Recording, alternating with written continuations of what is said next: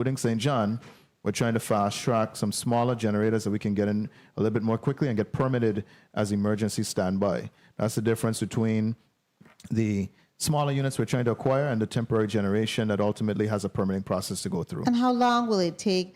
Let me ask Mr. Harrigan this question because 30 seconds. I want to understand, Mr. Harrigan, and I appreciate you, you're local and everything. Tell me, do you see that the 7 Watsillas that we purchased with monies from the federal government actually performing what they were projected to perform? Well, we initially went through a very trying time with the operation and even some of the maintenance that we had. Mr. Chairman, may I? Senator, you may wrap up. Okay. Initially, we went through a very challenging time early on in the commissioning and after commissioning with the operation of the engines. But now, after resolving quite a few of those bugs, we've noticed an improvement in the operation and being able to dispatch them. As Mr. Knight has mentioned, over the last month or so, we've been consistently having those units in operation and dispatch.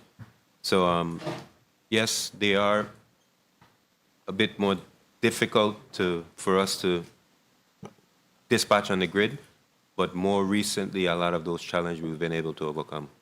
Okay, Mr. Chairman, I know you said I could wrap up, but I do have a wrap-up And we question. are going to have another round, you know. I Senator. understand that. I understand. And if I could just... Briefly proceed. Thank you so kindly. I wanted to ask Ms. Kelly, relative to where we are with accounts receivable, you talked about the payable, right? Where are we with that? How much are we bringing in? In terms of comparing receivables to payables? Yes. We currently have payables of approximately $113 million, 113. That is... And that's per month or overall? No, that's the current total Okay. amount. Mm-hmm. And I want to be very, very clear here. If the revenues per month are approximately $23 to $24.5 million per month, but I do want to be very, very clear. There is one simple element here, and the criteria of when we started our year for a budget, we expected to be able to get the streetlight funding, and we have had zero for that. If we had been paid the costs that we have incurred, that we have billed the GVI for the streetlights, which is currently $11.5 million, we would have been able to do these repairs. We would have been able to do all the things that we're talking about. I understand. I'm sorry to interrupt you, Ms. Kelly. I just asked you a simple. Just tell me how much you'd bring in monthly. That's all I want to know, please. Between approximately 23 to 24.5 million a month. Thank you. Thank you so much. Thank you so much, Mr. Chairman. Thank you very much, Senator Carla Joseph. I wanted to ask you, Mr. Knight, Executive Director Satori in her testimony said that the only existing short-term projects which offer relief are the solar projects at Fortuna and Bavoni, particularly the Fortuna project. And if you look, just flying into this territory, you know, I make it a point, and I had a conversation with someone yesterday about that. I make it a point to look to the left when I'm coming in, just to see if I see any movement, anything happening at all on that property where we approved the permitting for the solar farm in Fortuna. I just see nothing. It's the same way that it looks today. It's the same way that it looked 5 months ago when we approved it. Exactly what is happening with regards to that project, to your knowledge? I actually have a recent image of the racking going in Fortuna. So I don't know if you've seen that. But my eyes probably aren't as good as it should be. I can share that image with you, but the racks are starting to go in now. Okay. I'm still forecasting, so there's a portion of that project that goes directly into the distribution system, about 5 megawatts of that project doesn't have to go through the transmission system, and I'm still forecasting that sometime by the end of this summer, we should be able to get that 5 megawatts from that project. So Ms. Satori is right. It's not the only short-term relief. We have other tricks up our sleeve, and I've laid them out in our testimony. But that project, at least 5 megawatts out of the 25, should be available in a relatively short time frame. Okay, excellent. Thank you for that. Senator Novel Francis. Senator Francis, you're up next for your 7 minutes. Thank you. Thank you very much, Mr. Chairman, and good afternoon to everyone. CEO Carl Knight, thank you for your testimony, as well as to Public Service Commission and the ODR. CFO Kelly, I take serious offense to your narrative about the central government.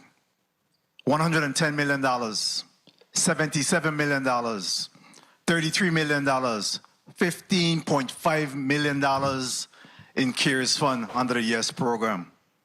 Over $235.5 million have gone into WAPA. We declared a state of emergency, again, to ensure that we continue to support WAPA. We, during the budget process, ensure that we made sure that the funding was made possible through the single players utility, even under the semi-autonomous agencies, to make sure that that funding continue to support WAPA. I take great offense to the fact that you will sit here and continue to want to throw the central government under the bus because of an $80 million payment, because of a 30-day delay. When there's consequences as a result of the monies that have gone to WAPA that could have been available to the University of the Virgin Islands, right now that's calling on us, to waste management that's calling upon us, to the hospitals that's calling upon us. Come on, let's be fair. I don't want to be rage bait here, but I cannot allow for you to put that narrative on the record and it just sit there. Because we have worked feverishly to make sure that we're supporting WAPA in this endeavor. So please, stop the negative narrative when it comes to that. It's unfair. Yeah. I'll move on from there. CEO Carl Knight, in respect to the situation over in St. John, is there any feasibility, any short-term fix you believe in terms of utilizing the battery energy storage system to be able to, until such time as you could get a solar farm in place to be able to support St. John? Is that an immediate fix or something you believe that could be done? So I don't think it's an immediate fix, but I put it in stages. I think we can immediately put approximately 9 megawatts of standby generation in St. John, and we believe we can find a way to do that relatively quickly. I think the next step after that would be the battery storage system. That's going to take us a little bit longer to procure and go through the procurement process. And then after that, of course, would come the solar farm, which would probably take a little bit longer for completion. But I do think we can get some generation in quickly. A few months after that, hopefully we have the battery system ready to go, and the developer, probably more than a year out as far as solar farm development in St. John. Okay, and we have communicated with, I spoke with the police commissioner as well as the assistant commissioner in respect to your, the complaint that has been lodged. And in fact, there is some collaboration that is being done with the federal government, with the FBI, even though they're thinking it's a little bit more of vandalism, more so than any type of domestic terrorism and any such situation in regards to that investigation. However, they continue to work that angle to be able to bring some relief there. Have there been any requests for tech support, or do you believe that there is certainly in-house expertise to be able to handle some of the matters that has been plaguing the authority of recent? We have numerous consultants that we work with, but more specifically, we brought in tech support to help us with troubleshooting Unit 15 when we realized we just wasn't figuring out that unit.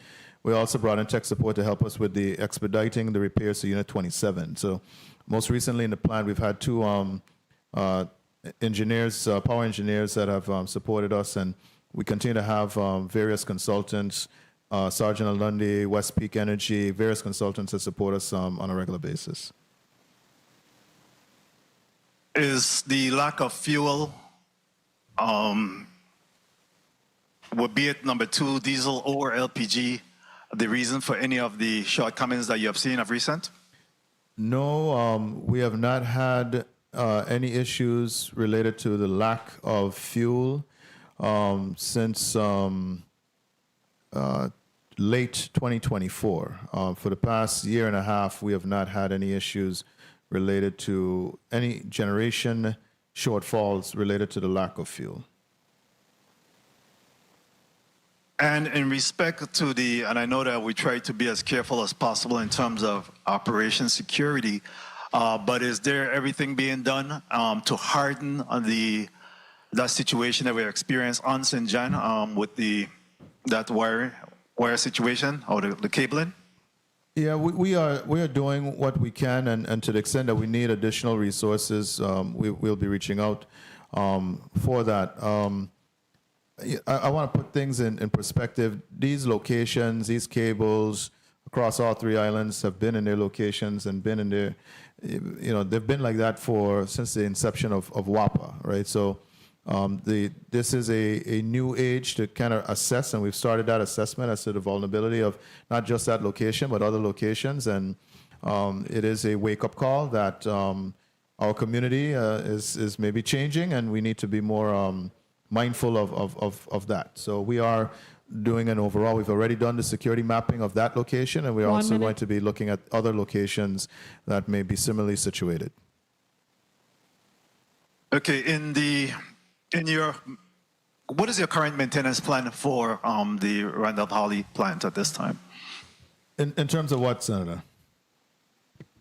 In terms of ensuring that there is some downtime, ensuring that there is a proper maintenance plan. I think that I've heard during testimony on several occasions where the lack of consistent and constant maintenance may have caused or created some of the problems that we're experiencing now. Maybe, Harrigan, you can speak to maintenance intervals on the GTs. Good afternoon, Senator. So, as mentioned earlier during Mr. Knight's testimony, we do have several units that are past major maintenance, where those intervals or those maintenance times are very long times to inspect the units. However, we do currently execute a short-term maintenance plan, namely, especially overnight during low demand periods. So that's usually ongoing, and we also have scheduled 3 major overhauls for the Wärtsilä engines, which are expected to run concurrently and last 30 days per engine. Very well. Thank you for your response, Mr. Chair. I heard my time call. I just have one final follow-up. You may wrap up with your follow-up, Senator. Thank you, Mr. Chair. CEO Knight, have there been any discussion on any feasibility of the Energy Office supporting some of the funding initiatives that could get us on better footing in some of your requirements as it stands right now as it pertains to funding support? We've worked with the Energy Office. We continue to collaborate. The director of the Energy Office sits on our governing board. There is a project, I don't want to get ahead of him, but he has been working on a battery storage project that we actually think has a nexus to supporting some of our capacity issues at the utility. So we've looked for opportunities where we can support the work they're doing and where they can support our needs at WAPA. So that's an ongoing relationship. Yes, sir. Okay, and what is your reason for pause at this time? I mean, you're sitting here now, you talk about getting Unit 27 back online. What is really your strain, your pause at this time in respect to the path forward? We have a clear plan that we're executing, and I don't have any reasons to doubt that we can execute on that plan. The one externality that is a rising concern is the continued increase in the cost of fuel, particularly on the diesel side. LPG is rising, just not as fast, and the diesel the increase in diesel fuel threatens to kind of blow all the budgets and everything, all the careful planning out of the water if we remain too dependent on diesel, and if ultimately that price just continues to move in that direction. The reason why WAPA is in the predicament that it's in, if the PSC recalls, is when oil was over $150 a barrel. That's what drove the quick need to put in the propane terminals. That's what really, that crisis is really when WAPA's finances took a turn for the worse. Up until that point, WAPA was able to float bonds, buy generation, float bonds, repair generators. It was essentially autonomous and self-sufficient. It was the rise in fuel, in number two fuel oil costs, that ultimately has saddled WAPA with the financial woes that it has had since then. Thank you very much for your responses. Thank you very much, Mr. Chair, for the time. Thank you very much. Mr. President, if I may, I just want to the senator's earlier concern, I want to make it clear that we appreciate the support that we've gotten over the years from the central government. I think everyone in this room knows that I, of all people, and I think Mr. Lewis tried to put me on the spot, I, of all people, was on the other side of the fence, trying to facilitate that support to WAPA. So I know full well what WAPA received in support. And my intent is never to come with my handout. To the extent that I'm asked, how can we help? I'll certainly always volunteer how we can be helped. We try our best to be as self-sufficient. My mission is to make sure that we are not a burden on the central government, and to the extent that I need to lean on the central government is never a point of pride. But we certainly acknowledge the support we've gotten in offsetting fuel costs over the years, and even paying off some of our vendors that were becoming a little bit more persistent.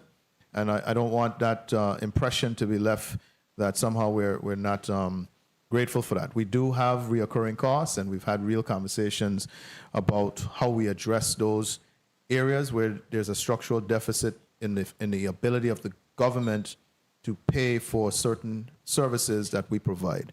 And so that's the only point I think the CFO, Ms. Kelly, was trying to make. Thank you for that, Mr. Knight. I know the way we have often characterized WAPA in this community it is almost as though it's, WAPA is the boogeyman, and we have to try to find a way to protect ourselves from it. But it's a skewed way of looking at it, because WAPA is us. And we all have a vested interest in ensuring that WAPA thrives, that WAPA survives. So it is really not constructive for us to get in a drag down debt match with WAPA, because we all lose in that case. There is a level of frustration over the years. I think there are things that WAPA could do better, and likewise there might be things that we can do better once we are aware that this is something that would improve the state of affairs of the authority. We need to be able to work together to solve this very challenging problem that is before us. It's not WAPA against the VI government or the people of the Virgin Islands. Certainly not. It's not. I wanted to ask you a question about temporary generation. I know the ODR director stated in the testimony that temporary generation will begin after contract execution, right? Why was temporary generation not secured earlier, given the known vulnerabilities and fragility of the system? And what is the exact timeline for temporary generation to be installed and operational? So the Senator Adrian Williams, Acting Director, Office of Disaster Recovery, the intent was for the contractor to be able to expedite this process of securing the temporary generation, just because of how the contractual process unfolded. It puts delays in the original schedule. There's an emergency phase. There is, according to what WAPA has put together in the schedule, You have emergency, pretty much to stop the bleeding, and then we're going into the temporary generation. So the emergency phase that we're working on right now that can fall within the RG contract or WAPA is as soon as we have finalized the specific engines that they prefer based on the overall capabilities of the plant, then we will move forward with that. Whichever is the fastest, we've agreed to go in that route.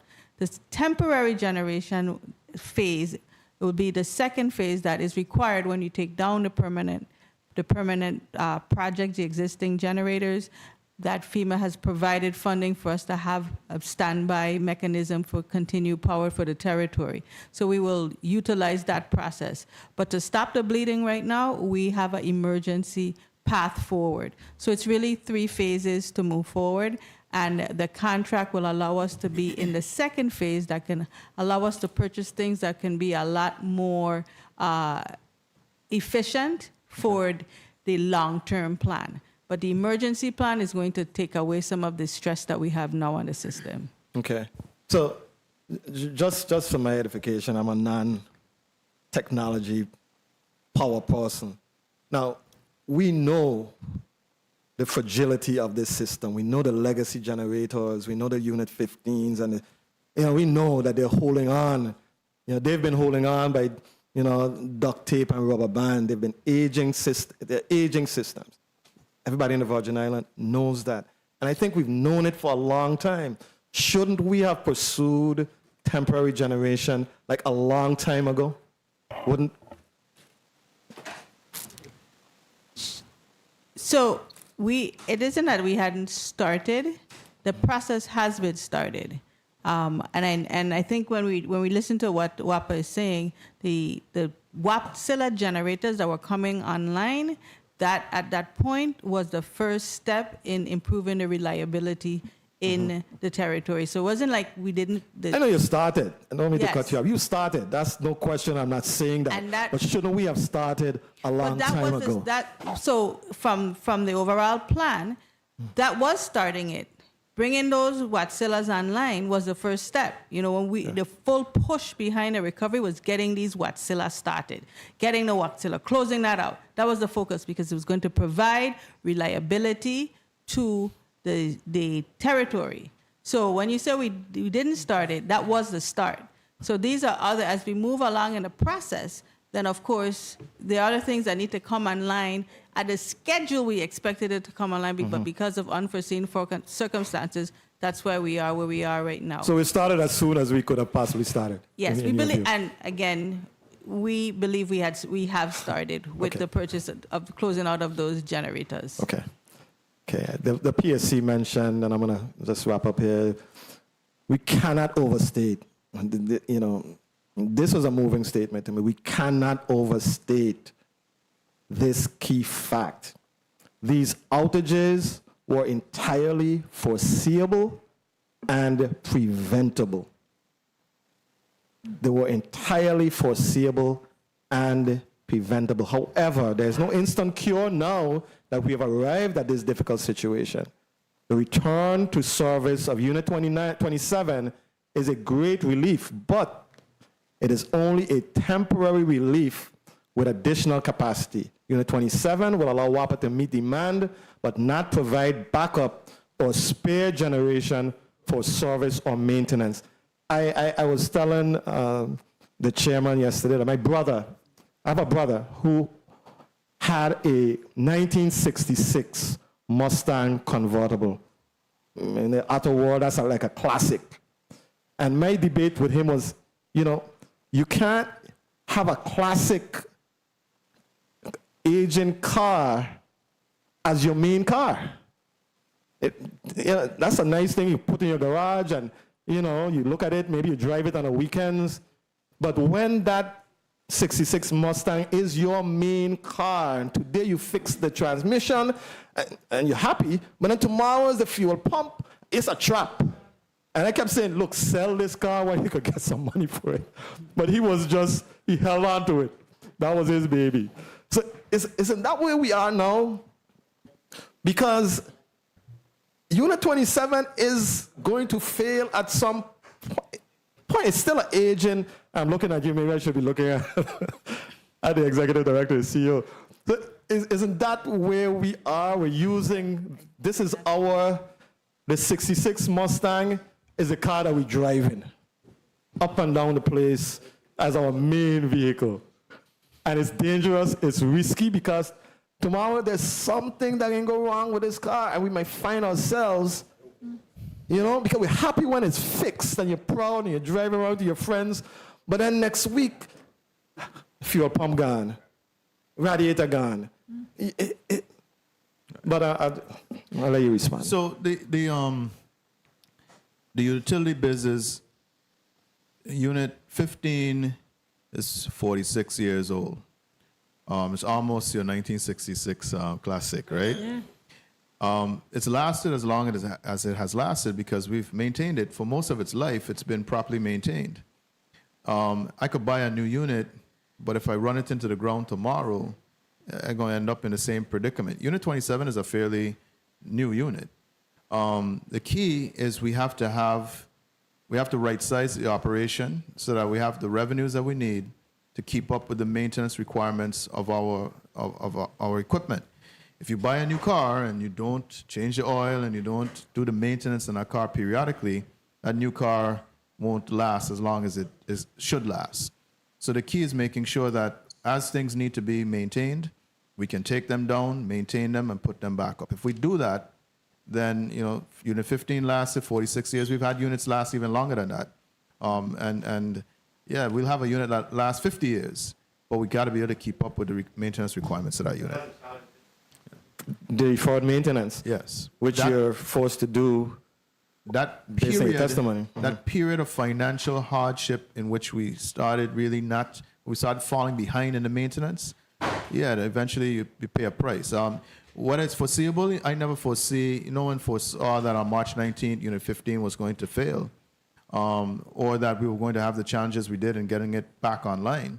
But we do know that eventually if we don't get to that next step, which is these additional generation for Harley, we don't get to take down the units that are running consistently, and we don't get to keep up with their maintenance, not even because of financial hardship, just because we can't afford to have them offline long enough to do all the repairs we need to do to them.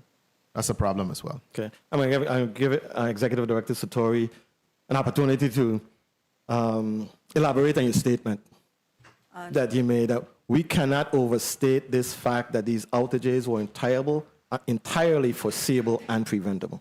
Right, because over the years, the records would show and our testimonies would show.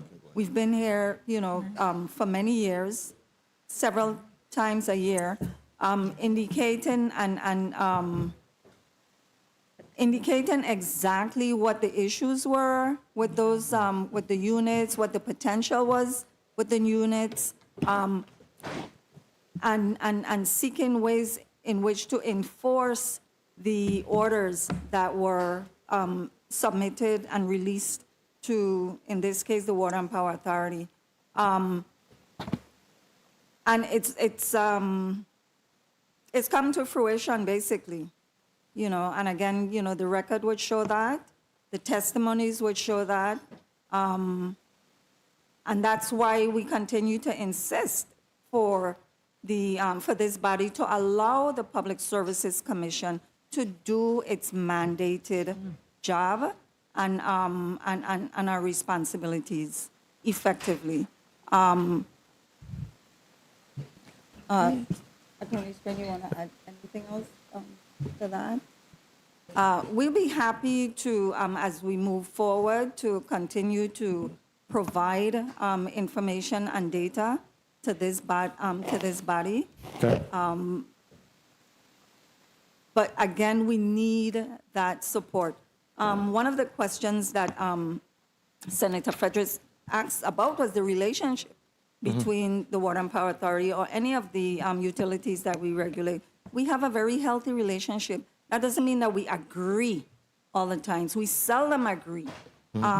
Nobody likes to hear a lot of times the truth, you know, about the facilities that you oversee, etc. And you do have different roles. Exactly. You have different very distinct. distinct and different roles. different roles. Sure. And you know, we're willing, again, we come forward with our findings. We put the findings on the record, on the table, and we ask for that support to continue doing exactly what it is that we need to do. And we're not at odds, you know, with the utility. The utility knows exactly what they're supposed to do as well. We have different we have different viewpoints about how to get there. Got you. Got you. Thank you very much for your response, Executive Director Point of Satori. information. Senator Kennedy, you recognized for your point of information. Thank you, Mr. Chair. Is legal counsel on the floor? I'm going to need them to review Act 7562, and I will have a question at the appropriate time for them. But can you please put legal counsel on notice? We will do that. They're not on the floor now. Once they arrive here, we will entertain your question. Senator Clifford A. Joseph, you're recognized for your 7 minutes. Thank you, Mr. Chair. Good afternoon to the listening public and good afternoon to the folks in the chambers. Good afternoon to the testifiers. Good afternoon. This first question is for the Executive Director, Knight. I'm listening to you saying that WAPA do have a maintenance plan. Yes. The short answer is yes. Okay, can you provide, through the chair, a copy of this plan for the body, please? Mr. Harrigan? Sure. Not a problem. Okay. I know that EIHFA is not here today, but is there anything we could do to expedite the monies that you're waiting on, or anything that you can do to expedite the money that you're waiting on from? I think the benefit of this crisis is I think everyone is looking at how they can expedite their roles to the greatest extent possible. So I trust that all parties are doing their very best at this time to make sure that they can expedite putting the necessary funds in WAPA's hands so we can do the things we need to do. So you do have a working relationship with them then? We've always had a relationship as governmental entities. We've always had a relationship, but I think there's an extra effort now that I think we've been ringing the alarm with this crisis. I think there's an extra effort to support the authority in getting some of these funds out of the plans and into fruition. And in a perfect world, if we had a perfect circumstance as a government today, how much money you think WAPA would need to operate or maintain WAPA on an annual basis?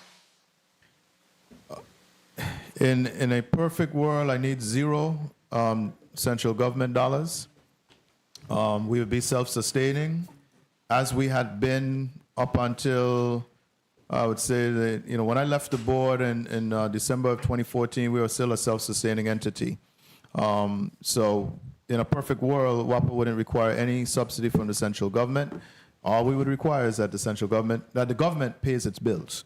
That's the model that WAPA is set up for, and that has been our reality for most of the 60-something years of our existence. Well, then, I asked you a question on dollars. So since you say that, then how would we get back to that? How would you get back to? We are so that is the equation that I said is very difficult. We have to find a way to right size our operating expenses to fit within the current rates. There have been points over those years where the rates are higher than they are now. And I think it was mentioned in the PSC's testimony that sometimes that has when rates get too high, it has a negative impact on the economy. It has a negative impact on our customers and our ability to collect. So I think we are at a tipping point when it comes to rates. I don't think we can afford to raise rates beyond the levels, not too far anyway, beyond the levels of where we are. So the real challenge is how do we cut operating expenses? And some of that requires grant funding from our funding partners. Some of that provides maybe strategic support from this body at times when we just don't have the resources. And so some combination of that and some good fortune on things like fuel pricing over the next few years, those things help us get back to where we need to be. We're very close to closing our structural deficit. We're very close to breaking even. The escalation of fuel costs is probably moving us a little further away from where we thought we'd be right now, but we have done quite a bit to lower operating expenses within the company, and there's still some additional things we can do that we will be doing to continue to lower operating expenses. That's the only path forward. And okay, and when WAPA submits an application for a rate review, what's the process in the changes? Go ahead, Kelly.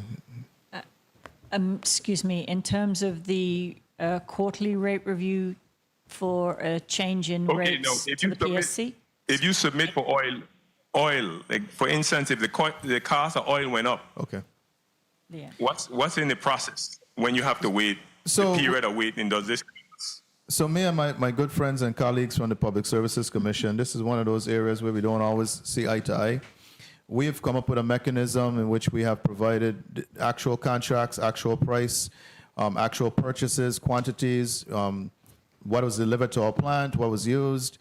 Our understanding is that is the fuel expense, and typically we will present that. And what we don't collect in rates, I think we have an understanding it should be carried as a deferred fuel balance.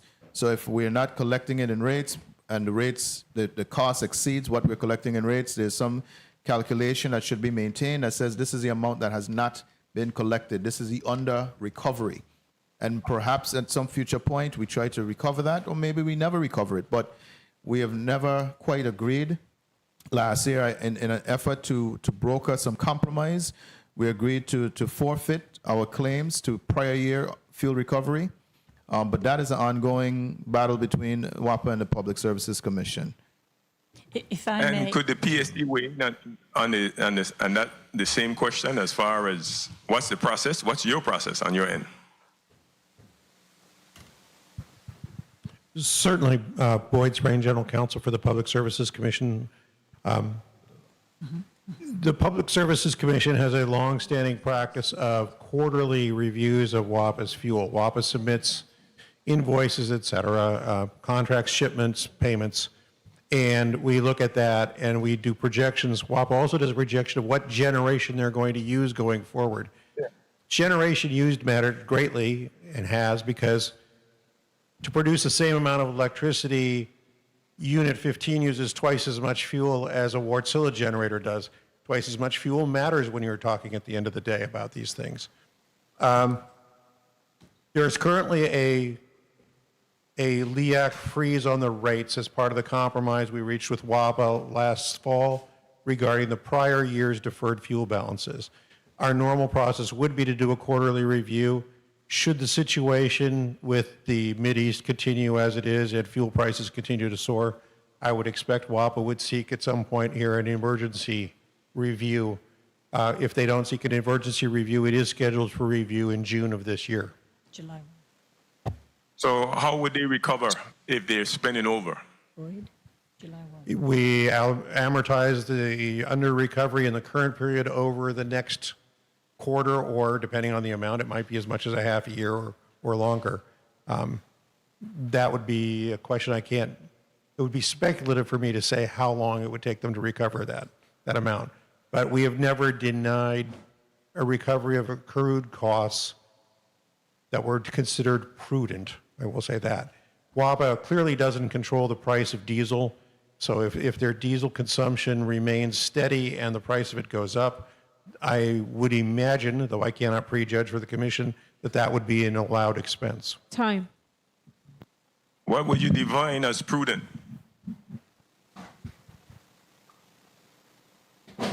If you have the Wartzillas in Unit 15 available to run on propane and they're in condition and they're maintained, and you don't run those, but you run Unit 23, which is highly inefficient, that would be an imprudent action on diesel. We would never do that. That would be an example. But if Unit 15 is not available because of some action that WAPA took, that might be an issue of prudence. If Unit 15 is unavailable because it had a severe mechanical breakdown, despite having been maintained, that's just bad luck, and we would allow the expense. But again, I'm getting into speculation as to what would and wouldn't be prudent at this point. The general idea is that WAPA should be running its system as efficiently and cost effectively as possible. And that's what we're generally looking for. Well, thank you for your response. Mr. Chair, I got one more question for the Executive Director. I'll allow it, Senator. Executive Director Knight, that cable that was damaged, do you think it was damaged when the power was down or when the power was on? Were you sure the cut on cable? We believe it was damaged. Well, the power was on when it was damaged. That's why we lost power. Once it hit the copper core, you could see that there's a cut occurring, and once the copper was compromised, that would have knocked off the power. Mr. Brown could probably elaborate more. He actually was able to go out there that evening and put eyes on it, the situation. That's perfectly correct, Mr. Knight. And of course, the question, the pregnant question after that is, why wasn't anyone injured, or why That's that's what you really want to That's why I ask. asked the question. Mr. Brown could speak to that as well. With regards to the risk or the hazard of injury to the person, our protection systems would operate so quickly, primarily to minimize destruction to the cable and the infrastructure, but it also protects anyone who happens to be inadvertently near a fault. And that protection system works in milliseconds. What type of voltage are we talking about? 34,500 volts. Wow. Thank you for the response, everyone. Thank you, Mr. Chair, for the time. Thank you very much, Senator Joseph. Senator Kenneth Gittins, Chief Counsel, is on the floor, so you may pose the question directly to him.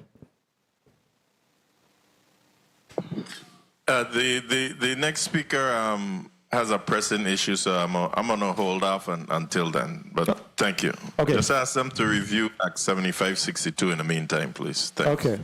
Fair enough, Senator. Senator Maurice James, you're recognized for your 7 minutes. Thank you. Good afternoon. Thank you, Mr. Chair, and thank you, Senator Gittins, for allowing me to move forward. Good afternoon also to the testifiers and my colleagues and people inside and outside the room. When I read the I paid close attention to both the testimonies of the PSC and WAPA, because it seems as if we're ignoring a tension that is existing that may, in fact, in my view, be preventing us from really moving forward. And one of the things that jumped out at me that I wanted clarification on was the language regarding Unit 15 in both testimonies. I saw where, Unit 15 has been running continuously, and the fact that you WAPA have not been able to do the maintenance that the unit needs, and you go into that.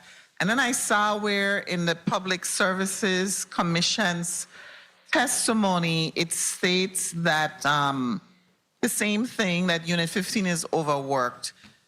But then there's a line that says the only short-term route to additional capacity, which the Commission is aware of, is the acquisition of additional mobile generation capacity, either by lease or purchase.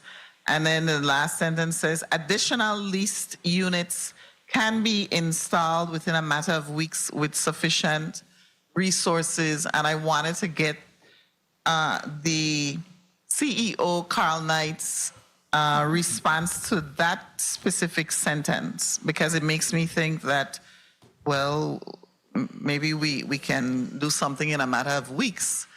Yeah, not I mean, I see sufficient resources, I see that too, but when we why ask would the... sorry. Go ahead, Mr. Knight, go ahead. Oh, I'm sorry. When we were asked about Unit 23, Mr. Harrigan gave the answer in weeks. He said 52 of them, right? Right. So it all a matter of how much weeks we're talking about. But Mr. Harrigan probably is better suited to talk about realistically trailer-mounted or TM2500. If we were to try to add that to the plant as a temporary generation, what that time frame would probably look like from our experience. From our experience, yeah, you're typically talking about 6 months to install, shipping, transit, and actually installing the package, commissioning, testing. It's usually a short-term solution. However, there's a lot of planning and execution that goes into actually delivering or dispatching the engine on the grid. So Senator, if I could just amend that. So what, 3 to 6 months. Well, I want to say, well, let me say this though. You understand though, to someone like me, who is a layperson with respect to utilities, when I hear installed within a matter of weeks, do you understand the impression that that would also give to the public, and that's for the Public Services Commission? How do you respond to writing language like that, that to me would lead me, the layperson, to believe that it's less than a month, right? You know what I'm saying?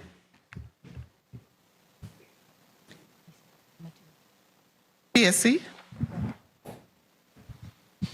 Good afternoon, Senator James Boyd Sprain again on behalf of the PSC. I didn't intend to mean a couple of weeks. We have had previous events where we have had companies notify us that they could deliver equipment within 6 to 8 weeks. I understand, unfortunately, at the present time, and we didn't want to quantify this, and again, it's a matter of resources as well as delivery times and shipping. We understand that under the current world environment that there is increased demand for certain generators in other places. Certainly there's a long line now to buy new efficient generation for long-term installation. There is still temporary generation, we understand, available for lease. There are significant cost issues to doing so, but in other utilities in the U.S., it is not a 6-month process. It's substantially less than that.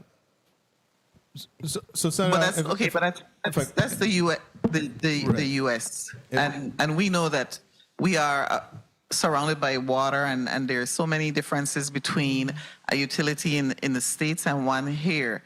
My concern is this: the people of St. Thomas are already under so much stress, which flows over, and we all may say we are all in this together and we're working together, but a majority of us, not me, I'll just go on the record and say not me, assign a lot of blame to WAPA, and we have to be careful that when we use words like that, and you're an attorney just like I am, words matter. So when I read that, I was like, well, what Carl doing if it's just a matter of weeks? What's going on here? And I'm going to move on from that, because we just need to understand the stress that people are under and the suffering really at this point. One minute. In addition to that, on the last page of the other tension that I see, that I think if we're all in this together, then let's really be genuine about it and sincere. On page 10 of the PSC's statement, you say that the PSC must have the full support and backing of this legislature. And then when I read CEO Carl Knight's testimony, he talks about action on suggested legislative measures previously presented 30 and a seconds. stable regulatory environment. So I'm focused on the legislature right now. You want the full support and backing of this legislature, and you the PSC, you state on page 7, which I'm trying to understand also, that only in December of 2021 was this issue addressed, which and the commission unequivocally granted that authority. What exact authority were you granted in December 2021? Because the previous sentence says you could not order WAPA to buy new generation. Time. And you could not stop controversial decisions such as the vital amended agreements. Can you explain to me, because if there is something the legislature needs to do regarding both entities to make the environment better for our consumers, I would like to know what that statement is about on page 7 of the PSC's testimony, and then the action that WAPA is expecting from legislative measures that they presented to us. If the legislature has to play a role, we need to be proactive in that role. And I know my time has been called, and if I could get one more question, I would appreciate it. Yes, I'll allow Mr. Chair. Waba to answer and allow you to do your wrap-up question, Senator. Senator? Thank you.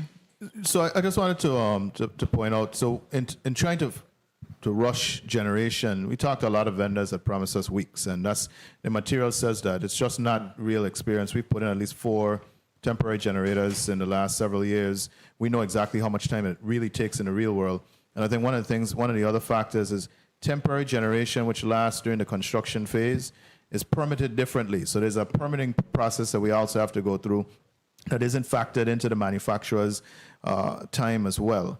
And that adds to the time frame. What we are trying to do, I want to assure Senator James, what we are trying to do is get some what we call emergency generators, which are permitted on an emergency basis. They're limited to 500 running hours a year, and that allows us to bring them in, escape some of the more rigid permitting requirements. And they're smaller units, so the connection and the ability to interconnect them is a little bit simpler. And it's just to bridge that little delta in capacity that we were falling short of, that we think we may have a potential to fall short of again in the future. So that's the difference when it comes to temporary power. And what about the measures that you presented? We still, last year when we presented our budget, we gave a list of measures. We provided white papers, draft legislation. I would love for the body to pass and approve everything that we presented because we think they're all worthy of approval. But at the very least, I look forward to at least having hearings. Even if the decision is to not move forward with those measures, let's at least give us a chance to at least discuss them in a committee setting, so that we can, at least make a case for the merits of those legislation. 18 different measures have been proposed to this body. So when you ask how can you help, let's start with those 18 measures. We just added 2 more in my testimony today. So. Okay, thank you. I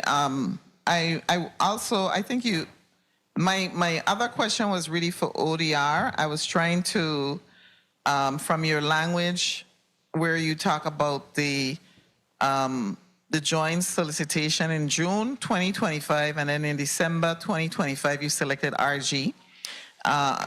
And your language is the contract is in the final stages of negotiations. So from December to now, you've been negotiating, and you anticipate that it will be executed shortly.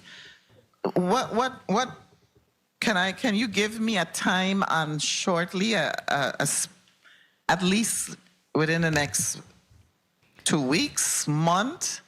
Because it's speaking to the temporary generation that Mr. Knight just explained to me, and I also wanted to find out, when you do temporary generation at both power plants, I'm trying to understand it. Believe me, I think somebody mentioned about the legislature understanding this whole process, and I am really trying hard. It's design and replace power plants in both districts. So when you're doing temporary generation at the power plants, does that mean that the power plants are going to be at a different site?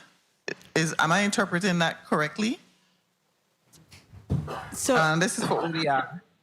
sure. So the replacement within the replacement for the plant, maybe if I can share it, if you think of it like if you're building a new building, that FEMA provides a temporary solution while you're rebuilding a building. So you'll have to move out of a building to create funding, whether you're leasing something so that you can keep your operations going. The process that we began from December includes getting board approval. There's a number of steps between to get to the point where we now have a contract in place that we've been going back and forth with on terms. You're asking where we're at right now. We had 3 issues that needed to be addressed, and we have found a solution and has been provided to the contractor. We're hoping that the contractor accepts the fix that we have in place, and we can get it executed within less than a week. And when Oh, great. I think the last part of it is that remember I stated that we have an emergency solution so we can try to mitigate the problems that we have dealt with at this point. We have the option of procuring it through the contractor, or we can procure the generators through WAPA themselves, whichever is faster. They're finalizing what generator they're going to get. Once they've put that into place, we then send that request to FEMA for the environmental approvals. As Mr. Knight mentioned, permitting a temporary generator is way easier. We've already sent the scope and the language to FEMA, and they've said that they're going to allow us to move ahead and procure. That will be very quickly because the next process does take a longer period of time, but still it would take that time in order to go ahead to install. So we're running things in parallel to be able to get these generators, the temporary solution. Then the permanent solution, again, will happen, but it gives us, the temporary emergency solution helps us to buy time so that we are not in such a critical state for the temporary generators that we're going to purchase. So just think of it in a 3-step process. Stop the bleeding. Okay. The emergency to the temporary to the permanent. To the temporary to the permanent, exactly. Okay. Thank you. All right. Thank you very much, Mr. Chair. Thank you, and Senator Giddens. Thank you. Senator, you got in about 4 extra questions on me strategically. Chairman Moye also had a response he wanted to give. Yes. Thank you. Thank you, Chair. I just wanted to add that Director Williams-Octolin is correct here, okay? There was a process that began for temporary generation to bridge us to permanent generation. The board recognized, along with our other stakeholders, with the recent events with attempting to get Unit 15 back on board and ready, that an emergency solution was necessary. So on April 1st, I gathered my colleagues and others for an emergency meeting. This emergency meeting gave a directive to our executive director to come up with a plan for emergency temporary generation for the St. Thomas St. John district, specifically for the issues that St. John has to face. Where we are right now is attempting to move fast, although we have a solution that is, as the executive director said, about 24 months, maybe a little bit more than that out from that, correct? Somewhere between 6 and 24 months. Good. And so what we've seen is the ills that residents of the St. Thomas St. John district have had to have dealt with over the past couple of weeks. And we've said that something that is an emergency needs to be brought to the forefront. So I just wanted to give that clarity from the board's perspective that it is a three-step solution: emergency, temporary, and then permanent. Initially, we had temporary and permanent. So I just wanted to put that on the record from the board's perspective to the body here today. So thank you. Emergency, temporary to permanent. Okay. Did you say who the name of the vendor was chosen for the new generators for St. John? So we are vetting several vendors. Okay. There is a vendor that is offering some Caterpillar engines, and so we're doing our due diligence on that right now. So you haven't selected a vendor as yet? We have narrowed it down. We're doing due diligence on their proposal, and once the engines are what they represent them to be, that'll be the decision. So they haven't been selected? Right. It's a yes. Okay. Sure. Point of information, Senator Lewis. Thank you. Mr. Knight. Yes, sir. These type of generators you're talking about, I wouldn't imagine they're probably in somebody showcase sitting down, but these companies you're dealing with, they have generators built already to what you're looking for, or they have to be waiting to customize it to what we hear Ms. Williams Actelin, let me get it correct, said today about procurement. So in the procurement processes, are we sending them our specs and then they have to bill out what we need, customize it to fit what you're requesting, or did they have something set on a trailer container? Say, well, okay, WAPA needs 20 megs, let me send it down now. How'd that go, please? So there's three aspects to this. Using what Ms. Williams-Actelin pointed out, starting with emergency. In those instances, sometimes it's a unit that is lightly used, or somebody no longer needs it. In some cases, they're brand new. It all depends, right? It's what's available right now, right? With the temporary generators, those are usually leased units, and you have companies that specialize there in the business of leasing units, so they'll let you know if they have a unit to lease. It's kind of like the rental car lot. They'll let you know if they have any cars available on the time you're looking for a car. It's the same thing with the lease generation. The permanent generation will be factory built. So we'll send specs. We'll say this is what we need. So usually a model, we'll be saying we want this model, and you get to customize it if you want to, and they build something to spec or provide you something to spec. Typically what we would do there is put out an RFP, say give me a proposal that meets these criteria. Thank you very much, Senator Lewis. I'm going to go back to Senator Kenny Gittins on St. Croix, and then I'll go back to you for your point of information, Senator Blyden. Senator Gittins, please pose your specific question to Legal Counsel Carty. Thank you, Mr. Chair, and I did reach out to him. I wanted him to review Act 7562, which speaks to the single payer utility fund, and specifically in Section 2, which speaks to the entities who are affected. I wanted to find out from him where it speaks to instrumentalities of the government of the Virgin Islands, if this includes autonomous, semi-autonomous, and any other agency that might receive funding from the GVI. Attorney Carty?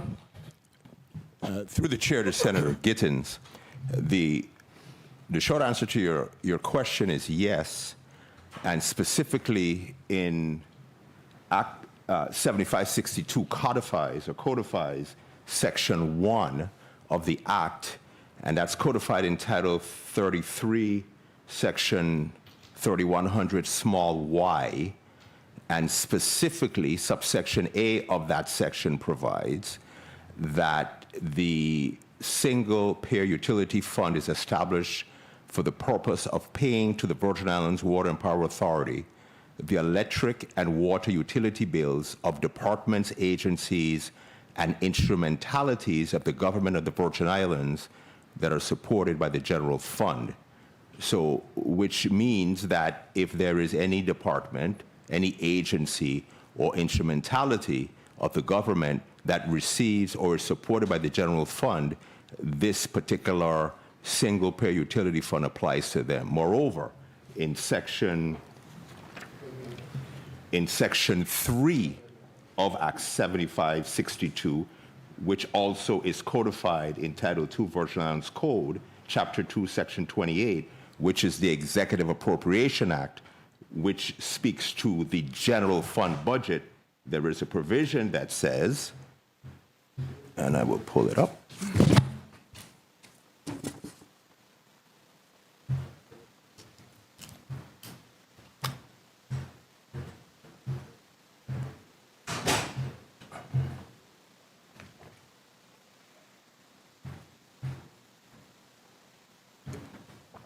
The Executive Appropriation Act shall include, as appropriations by the legislature, amounts for programs and salaries to be funded from general federal grants, contributions, and matching funds, and amounts designated exclusively for deposit into the single payer utility fund established in 33 VIC Chapter 111 for the payment of bills owed by the government of the Virgin Islands to the Virgin Islands Water and Power Authority or to any successor power company of the government.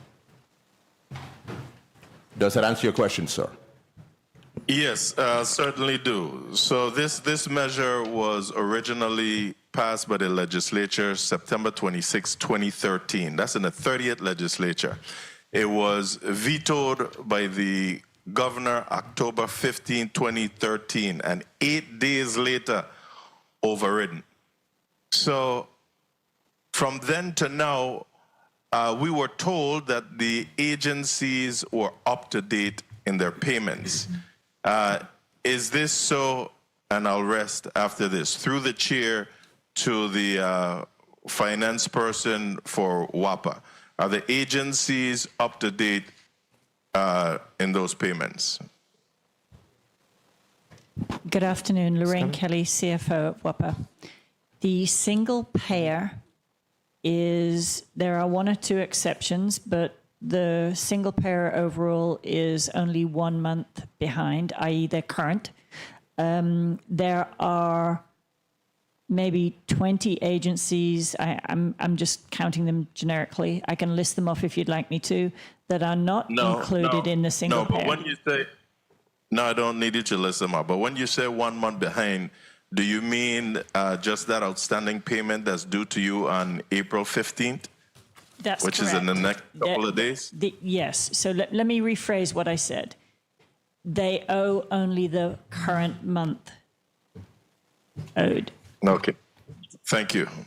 Thank you, Mr. Chair. That's what I wanted to get on record, especially after hearing that statement from our good finance chair that brought that needed clarity to this type of long-standing and demanding, honest discussion that we need to have. Thank you again for that point. Thank you very much, Senator Gittins. We're going to excuse Director Actolin. I know you have a flight to catch. Thank you for your presence. Thank you. Senator Marvin A. Blyden, you are recognized for your point of information. Thank you so much, Mr. Chair, and good afternoon to all. In respect to the standby temporary generator for St. John, and my colleague inquired about if they're going to be new or used. FEMA is paying for that generator, correct? That's correct. I am saying on the record today it must be new, because FEMA is paying for it, number one. Number two, I believe that whatever generator we're getting must be able to use LPG and another form of fuel, because right now we see that the price of diesel has doubled since August. So we must find ways to be strategic in terms of saving on fuel costs for WAPA, for the authority, and at the same time being able to generate power for our people. So I want to make sure that when you guys are doing, because you say you signed a contract this morning, No, I haven't signed a contract. Okay. But Senator, I'd love to discuss with you when we have more time the realities of what has to go into that decision. Correct. So that you can understand how we're making our decisions. What is most important is that it is emergency, so we're trying to do something quick, and it is also standby. It's not permanent generation that's going to be running every day, all day. So even the fuel consumption, it only runs if it has to run. So that I also want to put that context in there, but we can certainly discuss it Please, off the record. we need to, because I believe we can achieve all of those objectives, even though it's temporary. But thank you so much. Sure. Thank you, Mr. Chair, for the time. Thank you very much, Senator Marvin Blyden. I wanted to ask you, CEO Knight, did we pay $2 million reservation fee to Wärtsilä for the St. John generators? That is my understanding. That predates my time with the authority, of course, but my understanding is that there was a deposit to hold a space in the manufacturing line that was paid by WAPA. What happened to that $2 million? If WAPA did not proceed with the manufacturing, then they forfeited the deposit. Okay. I don't have any record that we were remitted the deposit. I think you had to, in order to hold space, there's a lot of demand for units. To hold your space and show that you're serious, you put on a deposit, and if you walk away from the project, you lose your deposit. Right. So you're not 100% certain whether or not WAPA paid a deposit and walked away with it, didn't follow up, whether we lost it. That's really the bottom line question. It is most likely that we lost it. I would need to get confirmation. My understanding in inquiring as to what occurred, quite frankly, in preparation for the town hall we had in St. John, I did have an examination of what exactly occurred, and my understanding is a deposit was paid, and it seems like that deposit was lost once the project was abandoned. Wow, that's concerning. But I just want you to provide us with concrete, because you're not telling me definitively that was the case. Can you provide me with some concrete information? ODR has left, and the folks that would have probably been managing the decision at that time would probably have more insight than I would have had. Okay. So I can certainly try and follow up with them, or see if there's records in the archives that we can share as to what occurred. I appreciate that. Senator Ray Fonseca, you're recognized for your 7 minutes. Sorry. Yes, thank you, Mr. Chair, and a pleasant good afternoon to all the viewing and listening audience and the distinguished panel of testifiers, the Public Service Commission. Couple things. I wanted to first go back again to the October 19th testimony, because the reason why we had that committee of the whole, because there was some outages on September 3rd, September 4th, September 8th, September 11th, September 17th, September 18th, September 19th, and that's the reason why we had those hearings, and we're right back in the same situation again. So, if I was to ask everybody in this room and everybody that's listening to my voice to raise your hand who has lost a TV or a refrigerator or any other appliances due to WAPA outage, guess what? A lot of people raising their hand. So the community is really suffering from these outages. But I want to say one thing, right? And this is to Ms. Kelly, right? Just earlier today, the director, Carl Knight, told us that WAPA is about a $325 million annual operating agency. You then go and tell the distinguished rules chair that your revenues is about 23 to 24.5 million a month. So what that means, if we do the math, and all of us are intelligent in here, is that the maximum you're making is $294 million. That means you're losing $31 million a year. That's what you said. 23 to 24.5. It's on the record. That's what you said. So sometimes you need to keep your mouth closed to defend the executive director, because what you do is you cast a doubt. The director just told us, all of us, it's 325 million operation. You're telling us it's 294 is what you're collecting. You're losing $31 million. But anyway, I'm going to go on from that, because I think I support what the distinguished senator from St. John is talking about, the St. John transmission line. And I also looked at your testimony, and I see that the unit 27 and the unit 15 and the feed at 13 is, some issues. So I would support, colleagues, that we find out what it would cost to get 23 and 15 and feed at 13 and the St. John transmission line. And we probably do an appropriation, because I think if you get those three things, those four things, I think that your generation capacity would be a lot more reliable. No, this is what I feel looking from what I'm saying. So through the chair, I'd like to request from WAPA what it would cost to get Unit 27, Unit 15, feeder 13, and also the St. Thomas St. John transmission line. I know Bolke is you drawing up a bill, and let's get that moving. I think we probably can tap the budget stabilization fund. I think it had about $14 million, hopefully ain't more than that, but that would be a way.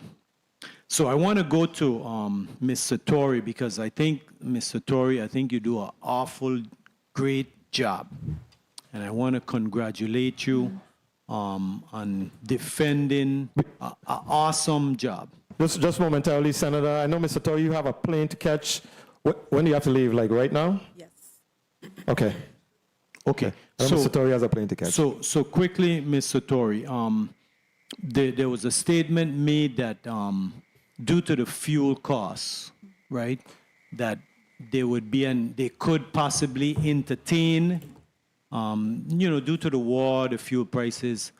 I would like at all costs to avoid any kind of increases. So let's, try to get an appropriation to WAPA, but at no possible way should it be an increase to the rate payers. So if WAPA could agree to that, and the legislature, we can agree to fund those 4 items, I think that would help you out, and I think we would be on a good track, because with the budget stabilization fund have some funds in it. So I would definitely go into that. Thank you very much, Senator.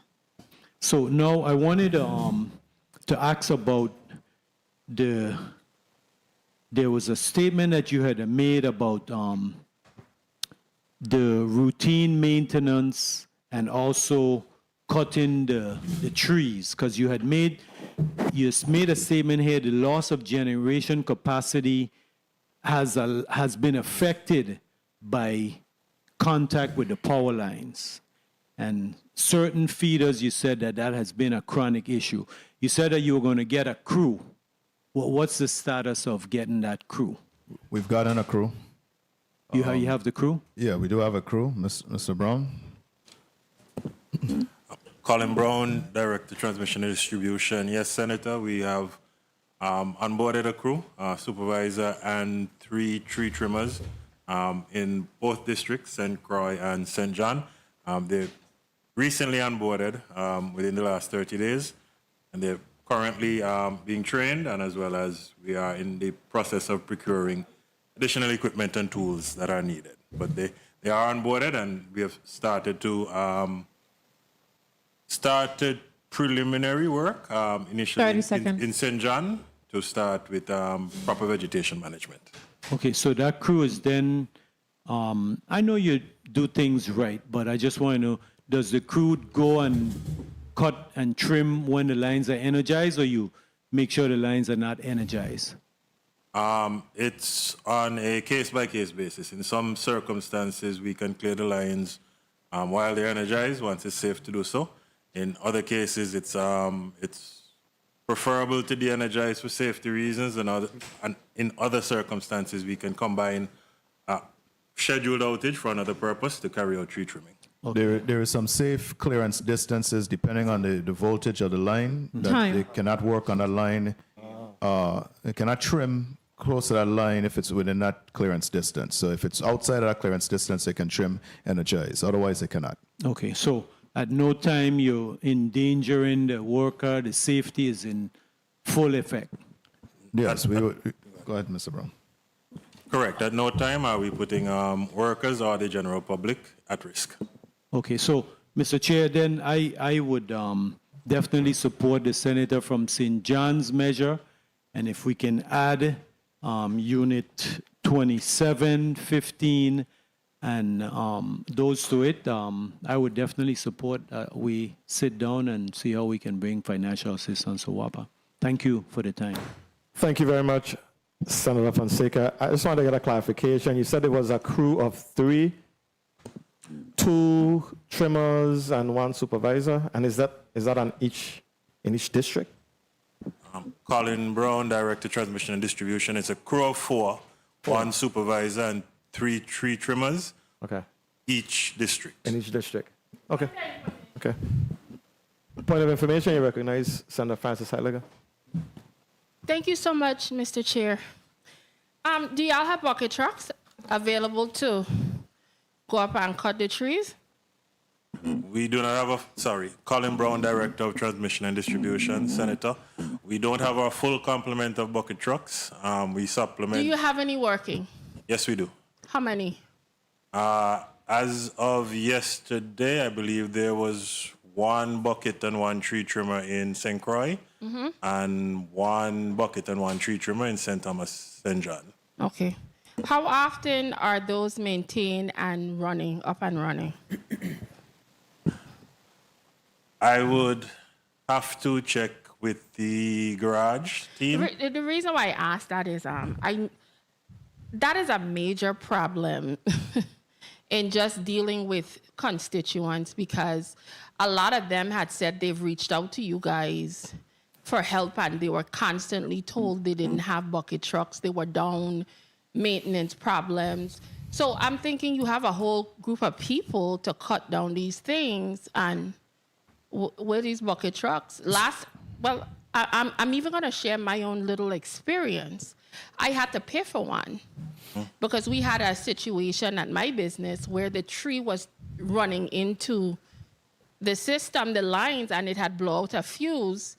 And they were like, we need to get this cut down. And we calling WAPA, and all we told, ain't got a bucket truck.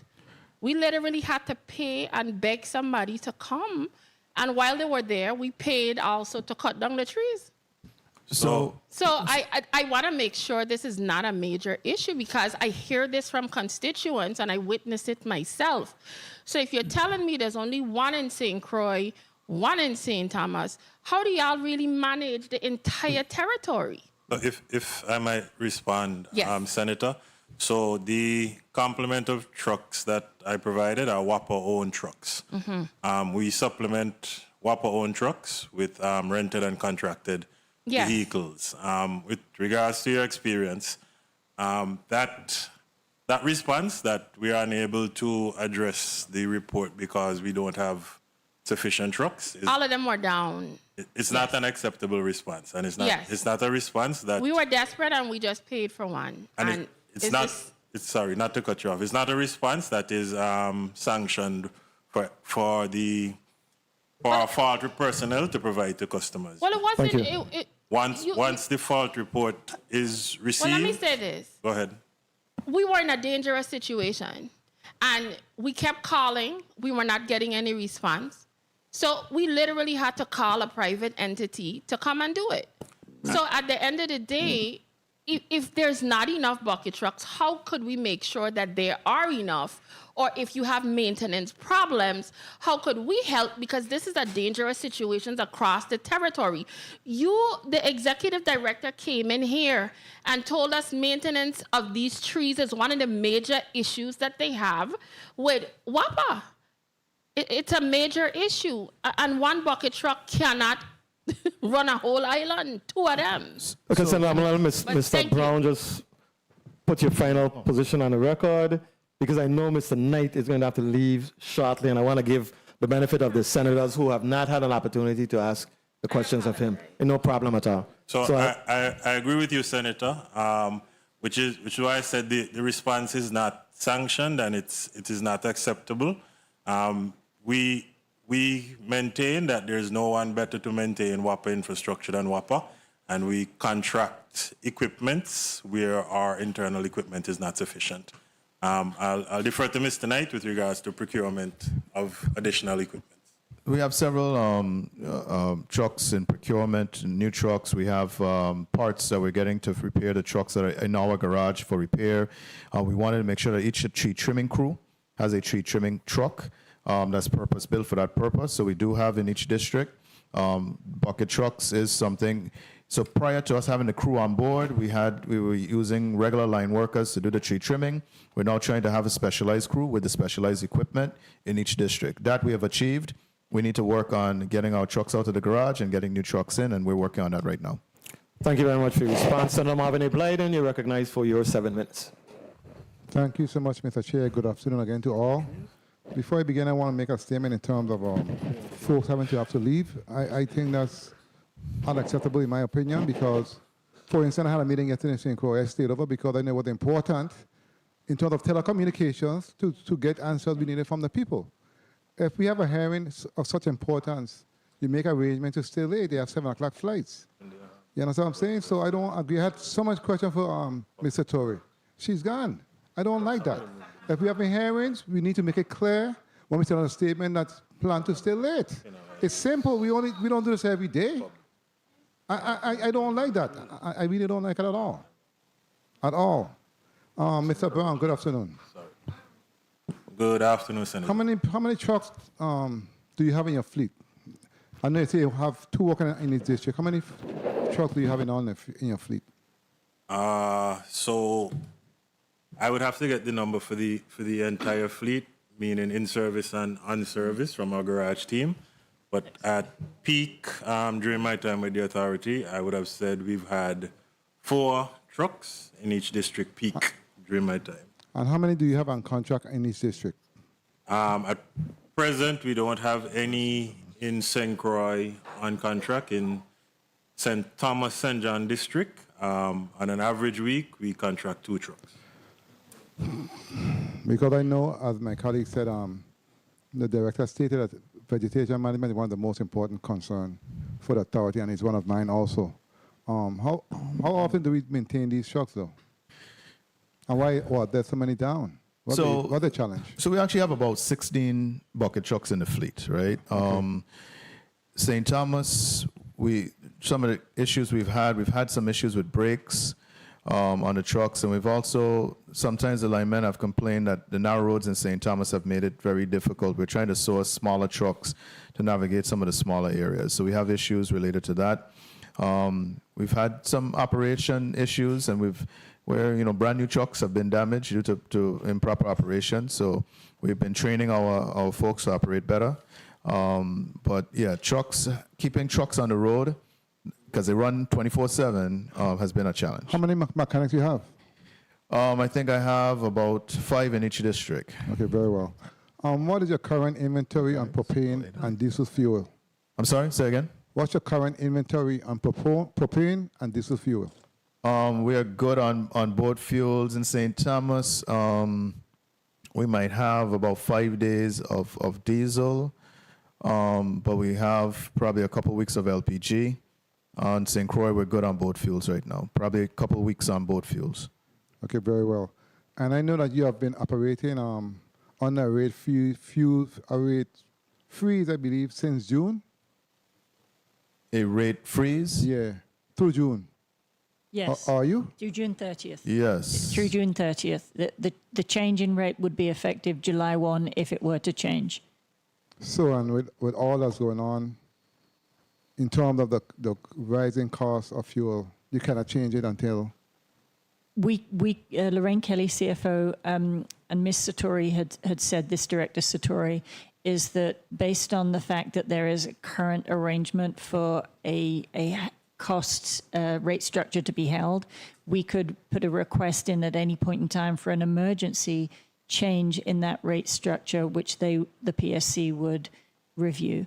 Because I remember in August of last year, the rates that were in effect at that time was already projected to be $9.6 million shortfall by the end of that year. What was the shortfall last year with fuel? Well, that's the current fiscal year. We haven't closed out the current fiscal year. Remember, our fiscal year runs till June 30th.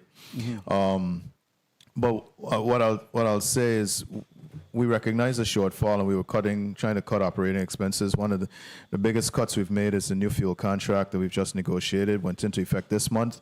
And that is a 3 cents per gallon reduction on transportation costs from 51.5 cents down to 48.5 cents. By comparison, last year we were paying 58. What were we paying last year? 57 cents. It's 59 cents. 59 cents was last year. was what we were paying last year. So we've been able to cut significantly what our fuel expenses on the LPG side. So with the war in Iran, right, and liquid propane gas costing about 35 to 50% more, and diesel doubling, what's your projected shortfall for this fiscal year? Can I correct you on that? Of course. If I may give you, sometimes if you look up on Google LPG, there's a specific type of LPG that we use.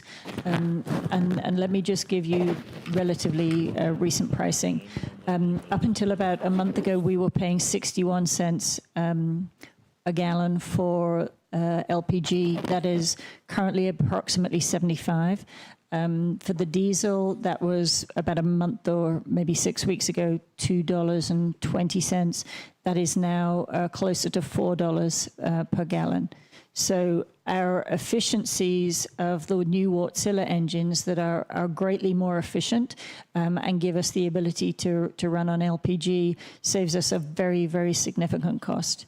Okay, I'm glad to hear that, but how are we going to minimize number 2 diesel in terms of assuring that we use that at the least we can because of the increase compared to the other fuel that we use at your plant? What's the plan? So as I said to Senator Francis earlier, that is our concern. The reason why we're fighting with Unit 15 is because that's the one gas turbine that ultimately can run on LPG. The Wärtsiläs all run on LPG, but we need to get Unit 15 on LPG. Otherwise, Unit 27 burns diesel, and it keeps me burning diesel even though I don't want to. So that is a challenge. I don't think we have fully dissected that challenge. We do have a meeting tomorrow, I think, with the Department of Interior. They're asking us about our fuel and fuel inventory and fuel needs. They're cognizant of the U.S. territories and the impact that the rise in fuel costs is having on energy in particular. So hopefully they may have some relief that they can provide, but we haven't necessarily factored that in. That is a fly in the ointment as we're trying to close our budget deficits. And in closing, Mr. Chair, if I may, in closing, in respect, you spoke to the solar farm that you hope comes online by summer.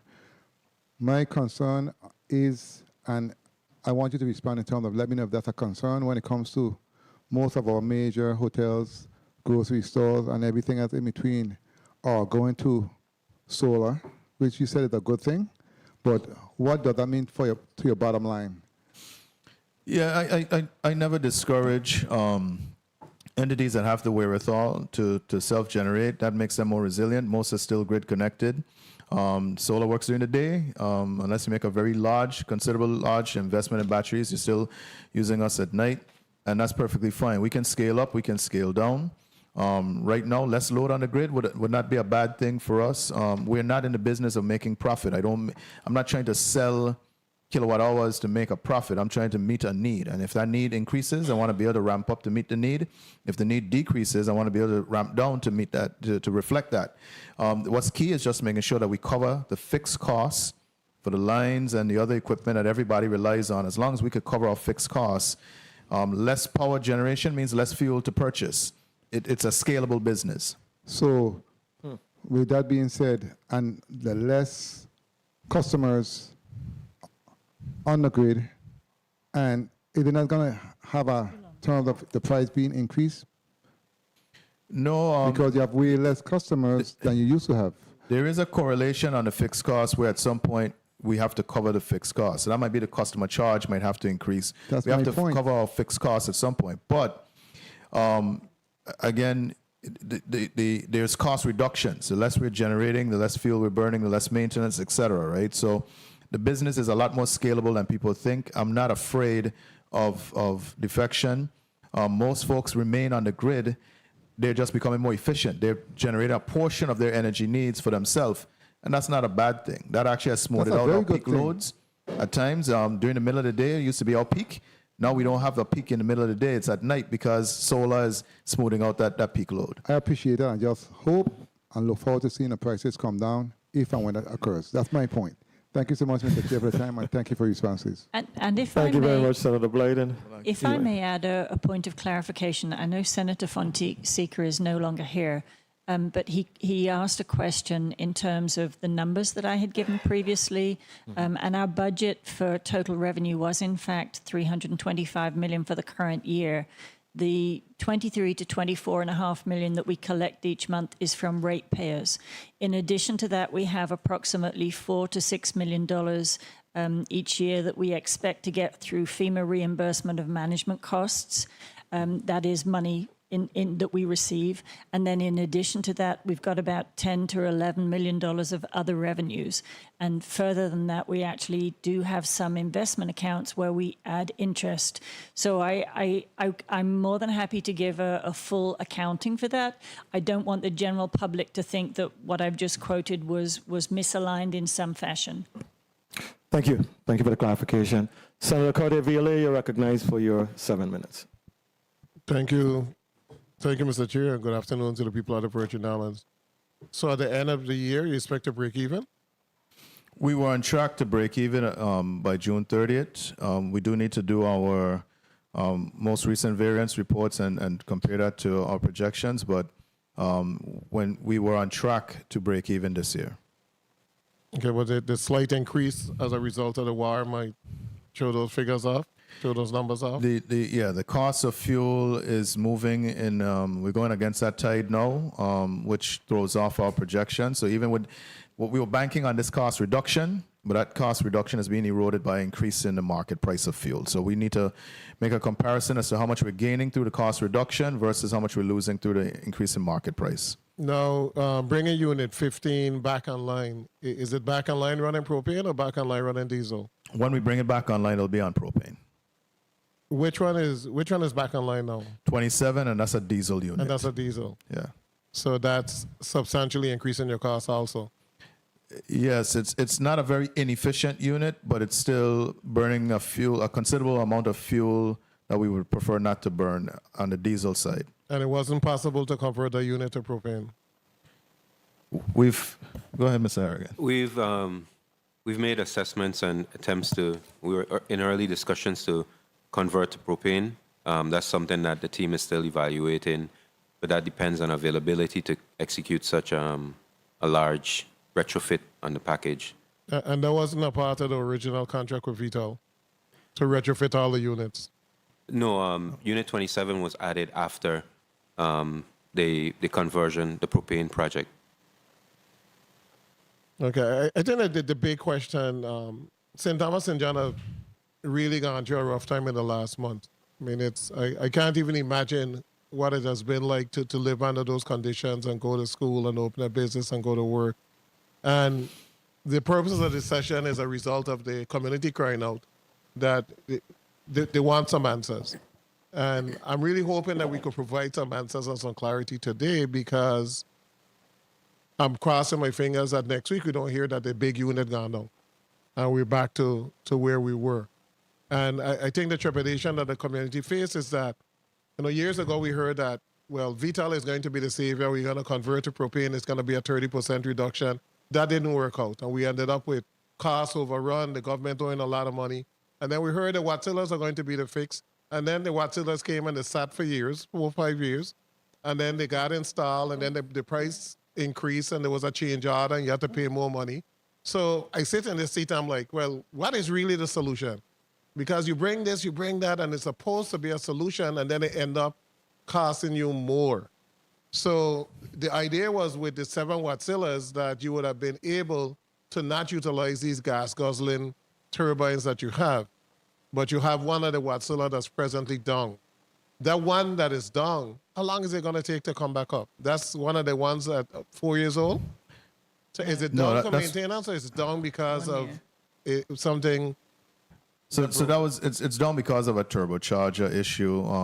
The projection is about 90 days for the repairs. We just got that, I think, hot off the press this morning. Yeah. Because we've been asking whether they have all the parts, if Watsilla has everything that's necessary to proceed with the repairs. You're absolutely right. The Watsillas, if that one unit was online, there would have been no power rotation. Because it was down because of this issue, that triggered the need for power rotation. We could carry the load that we have at this time, maybe not later in the summer, but we could have carried the load if that engine was up. So right now, because you have this big unit up, you're not running all of the 6 Watsillas. We're still running all 6 because you're producing additional capacity that you don't need right now. From a capacity standpoint, with 7 engines, we are able to generate 57 megawatts. Without the one Watsilla that's missing, number 5, our capacity is limited to about 48 megawatts. Yeah, and what's the usage during the daytime with all the solar being on? Is it less than 48? It is less than 48 for a good portion of the day, but around. So you're not able to turn off Unit 15 until a certain point of the day? Well, Unit 15 isn't being not dispatched. Unit 15, you know what I mean? Unit 27. Yeah. Unit 27 is able to come offline at night after the peak. So typically what we do is overnight we juggle the maintenance on units. So tonight, Unit 27 will be dispatched while another unit would be offline for repairs during the minimum or low load time of the day. Tomorrow, we'll most likely go back to a more efficient mode of operation and dispatch the 6 Watsillas overnight while Unit 27 remain on standby and restart during the day for peak. All of the Watsillas are presently running on propane? No, 3 Watsillas engines are running on propane. The Phase 2 engines are running on diesel until we get some additional parts that... Okay, now this are their responsibilities, and those are the newer units that are running on diesel? Yes, correct. Okay, and the newer units are supposed to run on propane. My whole thing is, I think Watsilla just give us a 619. And I want us to file a case against them. Michael said publicly, you guys can't, you're doing behind the scene. We need to file a case against them to recapture the monies that we are losing every single month, because we hired Watsilla to provide propane. If they're not providing propane and it's costing us $2 million extra a month, they owe us the money. They owe us the money from January, from the time they came online. That's a sidebar conversation. Senator. I just got to push it so that they can know that it's not you. The Senate want, we want that because Watsilla held this government hostage. And the governor went and negotiated a deal with them, correct? Yeah, a deal was negotiated. You were in the... I was in the other... You were in the next half, so don't answer. You weren't there.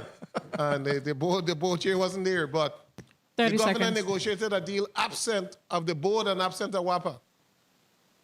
And paid Watsilla X amount of money to come online with these efficient units. Right. And then they come online and the units aren't efficient and they're not burning what they're supposed to burn. So the government get the short end of the stick again. And my fear is, it doesn't really make a difference what we do. If we are the temporary units, if we don't have a good contract, because you have inherited a bunch of bad stuff. A bunch of bad contracts, a bunch of contracts that waste the government of the Virgin Islands money and waste the authority money. Time. If we don't, moving forward, make sure that every contract is sung and the engineers do blah, blah, blah, that they make sure that these units are working, we don't want to bring in a temporary unit and it sit on the ground for 4 years like the Watsilla sat on the ground in St. Thomas for 4 years. So moving forward, every single deal got to be locked tight and the engineers got to do their homework, not turbines coming to St. Thomas and then, oh, you can't run on this. Oh, you can't run on that. Oh, it wasn't configured to this. I mean, those people, whoever is making those decisions, those $1 million decisions that's causing us these issues, I hope they're not working or we're not using them as consultant anymore because they're costing us money repeatedly. And the decisions moving forward has to be those in which the authority will be able to improve efficiency and move forward. My last question, Mr. Chair, is that there was a point where the fuel was down before this latest skirmish. The LEAC literally has been the same for what, 2-3 years now? 3 years. Technically, the rates have remained steady for 8 years. Okay, now. 8 years. So there were, and the rates originally were based on a certain price of fuel. Correct. Yes. The price of fuel went up and then it came down, and then you added solar capacity on St. Croix. You had the subsidies of $100 million from St. Thomas, and I just want to know mathematically, how has that helped the authority, or how has that lowered the recovery fee, or how has that lowered? I mean, at some point, there got to be that the cost base and the solar base and the price of fuel. What was that total cost and what were we charging? And I think at a certain point, it was lower than what we were charging. So you should have been collecting a bit more in terms of being able to financially help WAPA. So we've kept accounting of the deferred fuel balance. Sometimes it has gone up, sometimes it has gone down. We're still underwater as it refers to fuel expense.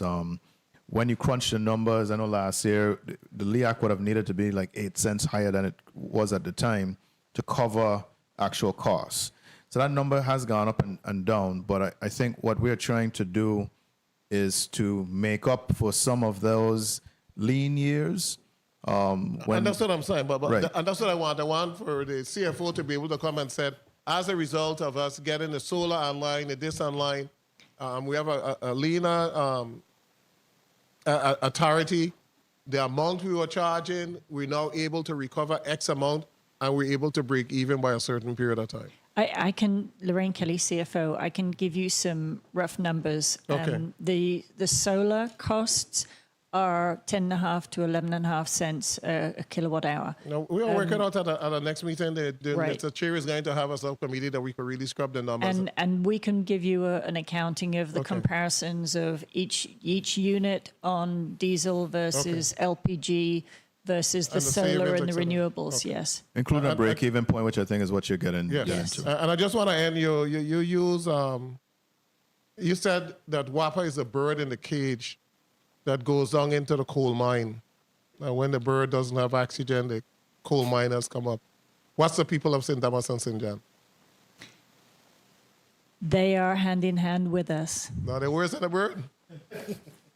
Well, the board has died, so we hope they're not worse on the board. So the bird is in intensive care, but St. Thomas, St. John, we you're in intensive care, and you believe that you're out, but you're only 2 days out. So you hope the medication work and everything else work on next week. Let's cross our fingers. Bless those turbines. Yeah, Thank you, Mr. Chair. That's what we need. Bless the turbines. Bless the turbines. We are on borrowed time. We need to move quickly, and so that's what we're trying to do is to expedite. That's why we have an emergency, because we couldn't wait till we got to the temporary. So we're trying to press the timeline by going to emergency and then eventually to temporary before we can get eventually one day to the permanent solution for St. Thomas, St. John. I forgot one thing. Just on the record, I asked Hovensa or Lime Tree, whatever it's called now. Yeah. What's the age of your turbines? 1974, 68, 96, 2006, and 3 of them that are 1974 working. And working without any issues. It's maintenance. It's maintenance. Okay, it's not that you're old and age. Right. It's a 66 maintenance classic. and lack of maintenance. Yeah. Thank you so much, Mr. Chair. Thank you, Senator Viole. I wanted to just quickly ask you a question, Mr. CEO. I mean, throughout this day, you said in your testimony, you described these outages as a series of unfortunate events, storms, vandalism, equipment failure. I haven't heard you mention once that the failure, at least part of it or any of it, can be attributed to any sort of systemic mismanagement or poor decision making, poor decisions along the way that the authority has made. Is there room for us?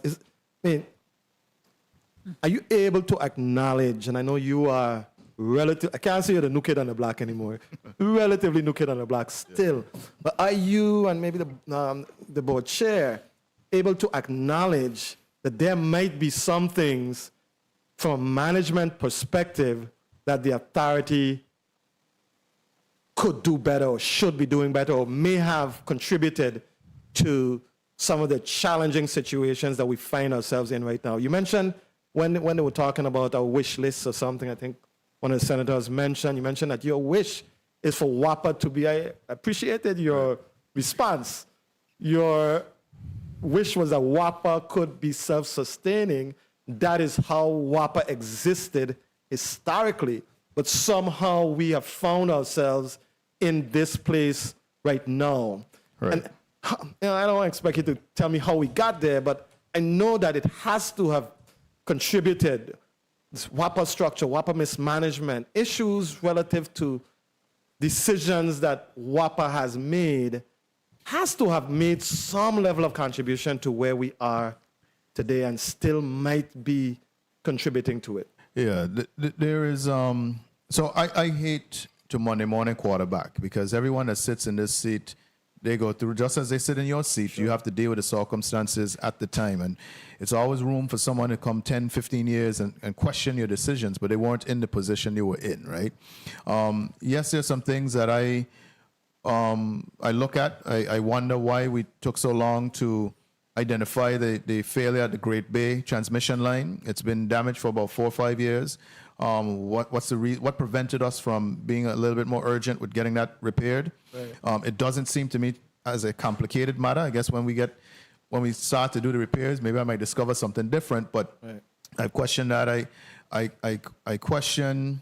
I don't agree with the consulting reports that said that we couldn't proceed with the standby generation. Some of the reasons they gave I thought were solvable problems. So maybe if I was in the seat, I might have second-guessed some of that. Maybe I might have pushed for a different approach to that. And certainly the time that we lost without coming up with an alternative, I think that was time we can't get back. But then there's some decisions. I mean, we vilify, for instance, the VTOL project. I've always said within the first 3 years of that project, WAPA saved more than the project overruns of that project.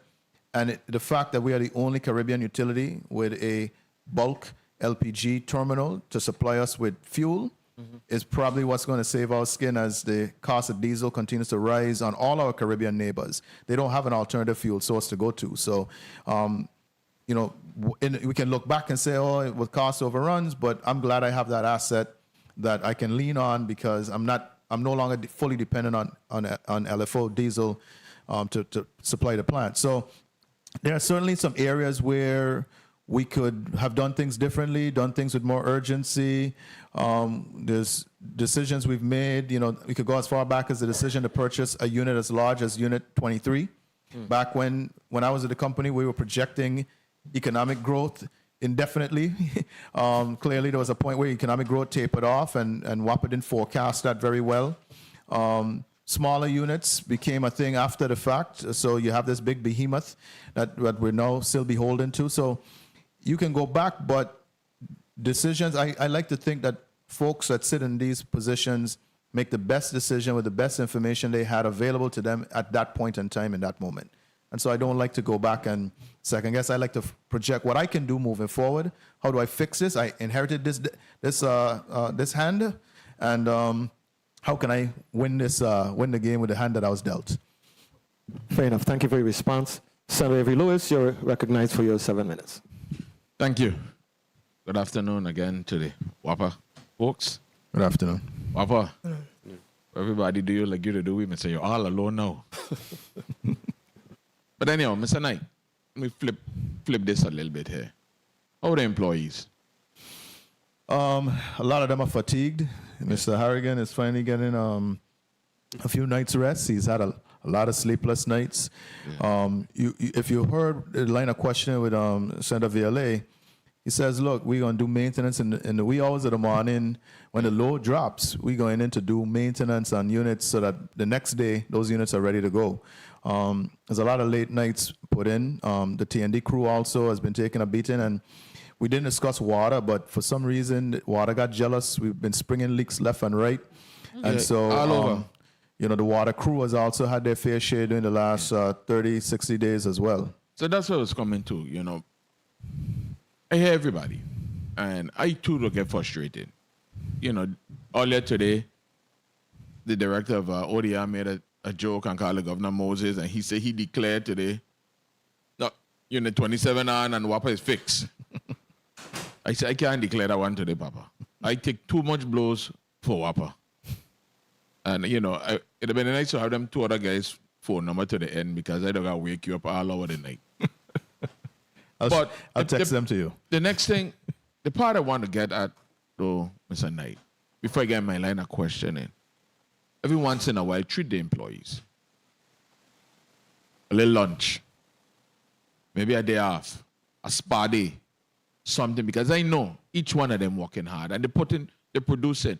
WAPA is no outside company. WAPA is our people, like our brothers, sisters, cousins, friends. So treat them. Meet a line crew, you know, a little lunch, a little something. And I'm talking about all leadership. You too, Ms. Boche. Whether we build it back to WAPA, however, treat them. You know, no, hold on. And the next thing I say, Mr. Boche, WAPA really, and I want to say Peterson, Chanel last name is what, Spencer? Spencer now, yes. Spencer, Mrs. Spencer, yes. She tries her best. Thank you, Miss Spencer. She only could put out what she have. And, you know, when she get it, and so forth. But sometimes, if the board would just come out a little bit too and support the CEO, support the age, the entity, the authority, people would know that Carlin, Mr. Knight is not all alone. He have backing. You know, come out, say something. Every time you look on social media, my back brother, and I could take it. What elected officials say, not one ever say, we're the board. And the board is in charge of Mr. Knight. And he's in charge of the day-to-day operations, unless I get something wrong. Just support him. Come out. Say something. Mr. Knight in St. John, you gave a whole litany of things that you anticipate could happen, and you're trying to push. I didn't really hear you mention much of those things today. But I want to encourage the authority. Maybe on your website, you need to have a recovery section, a repair section, so people could see your projects, your timelines, you know, when they're going to be executed, the funding, you know, just put the information out there. Make life easier on you. You can't say it all. You're going to miss something. Then you got people working for the authority, don't say nothing at all, so we don't know. So put the information out there. In St. John, you talk about repair. I mean, you said there are 4 lines coming from St. Thomas to St. John, right? Right now, there's 2 and 1 to make 1. Right. You know, what's the plans to make at least 3 walk-in lines? So we so in the testimony earlier, we spoke to the Great Bay line. That's the line we're trying to splice out there. It's in the shallow portion of the waters, so we're going to try and get that repaired. We've identified the contractor. We have the splice being manufactured. So as soon as we get that shipped in, we're ready to mobilize, and the contractor will do it and wait for payment. We're also looking at the Ridge Road circuit. You have the funding for that in place, or that's the same funding we're talking about? Yes, Senator Bulkhead? that's one way the Senate can help me, because these are local contractors we're going to be using, and I call on them for everything. We mentioned renting bucket trucks. Well, this is a contractor that I rent bucket trucks from, and I often don't get to pay him in a timely fashion. I would love to pay him for this work and not have him. He's doing it as he understands the urgency. That doesn't mean that we should string him out on payment. So that would help me to make it worth his while to get in there and do this work for us quickly. I don't want to call no one vendor name and the record, but you owe several vendors. Yes, I do. Local vendors. Local vendors, But you yes. never talked about it. You didn't say, well, you know, because when we have these issues, nothing against WAPA. You just don't have the wherewithal to do it all by yourself. So you got to tap in outside help sometime. And it come with a cost. Yes. It come with a cost. Yes. But does WAPA say that? No.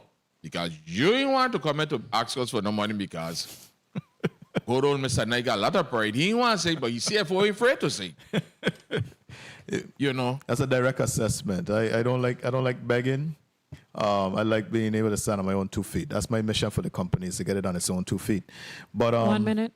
We also, the one project I missed mentioning today, so there's a Ridge Reed circuit which backs up Cruise Bay. Yes. We think we can get that repaired very quickly as well. There's a different contractor that's going to work on that for us. They actually have the contract to do the permanent repairs, so we're just asking them to do some temporary repairs until that contract for permanent repairs kicks in. And then I mentioned earlier, but it's not in the testimony, 30 working with seconds. VINGN to run a new transmission line to St. John as part of their telecommunications project. And let me go back to what I was saying previously. You have a lot of projects running. You know, I don't know when the next power outage is. I don't know when the next water leak on spring. But we need to know timelines. When things going to happen, if you have the funding source, the funding, you and HFA went at it in the media, you know, we just need to know what's going on. Because the community can't be held hostage anymore, Mr. Knight. Time. And I just want to say this to you right now. And this, I really mean this with all my heart, that we've been going through some rough months here now. And people have been dealing with some billing issues. And WAPA really haven't fully got it rectified. I going to say to you, we ain't disconnected. Call them and do a payment plan, do something. But we ain't disconnected. Until we could say, my son, we have reliable, stable power. We ain't disconnected. Do what we have to do to help the people. Call them and let's set up a payment plan. Let's do something. Pay where you could pay. I mean, they're still obligated to pay. But we got to meet them halfway because we ain't paying for no groceries. We ain't paying for no medication at last. We ain't paying for no air conditioning. We ain't paying for none of those. So people generate a machine because of WAPA too. So I have to just put it out there, and that's my beg, and that's my plea to you. And if I have to legislate it, it's coming forward. Thank you, Mr. Chairman. Thank you very much, Senator Lewis. I'm going to get you, Mr. Moy. Yes, Senator Lewis, thank you for your comments. I just want to clarify a couple points. The board, since I have been chair, and I think previously as well, we have sponsored asks from the staff. To me, that is never a question to ask because it is woefully granted, because the staff deserve it. Secondly, today shows my commitment. I show up. No matter how far I have to travel, I show up. The words that stick in my mind are actually from Senator Carla Joseph, when she asked me 3 times during my confirmation, are you committed? I showed up to St. John the whole day. That's nothing for me to put on my back, but it's to show. I show up because my duty as chair is to the survival of the authority, plain and simple. That is my mission and my objective. And here today as well. It's 5 o'clock. I have not left for lunch. I have not left. I have sat and I've listened. Secondly, I called our board on an emergency board meeting. We meet at least twice a month. And then I still had to ask my colleagues, we need an emergency board meeting. Can you attend? And Executive Director Knight delivered the beginnings of a plan on April 8th as we directed him to do. Because I had the wherewithal and the foresight to see that this is an emergency. We need to do something different. We need to amend the plan. That is my leadership style. And lastly, we worked with Mrs. Spencer on the public statement that came out after that emergency board meeting. So I just want everyone to know that I see and I hear the staff, the public. People contact me at all times. And one thing I want them to know is that while I am board chair, as I am board chair, I am available. Because my duty is to the authority. And that's why I'm here today, and that's why I believe that we need to make some additional steps. So in addition to what Executive Director Knight talked about in terms of the pieces of legislation, he talked about 18 prior and about 2 that he made today, which from what I've seen, they are certainly beneficial to the authority and the community. I would like to reiterate one that I made last October.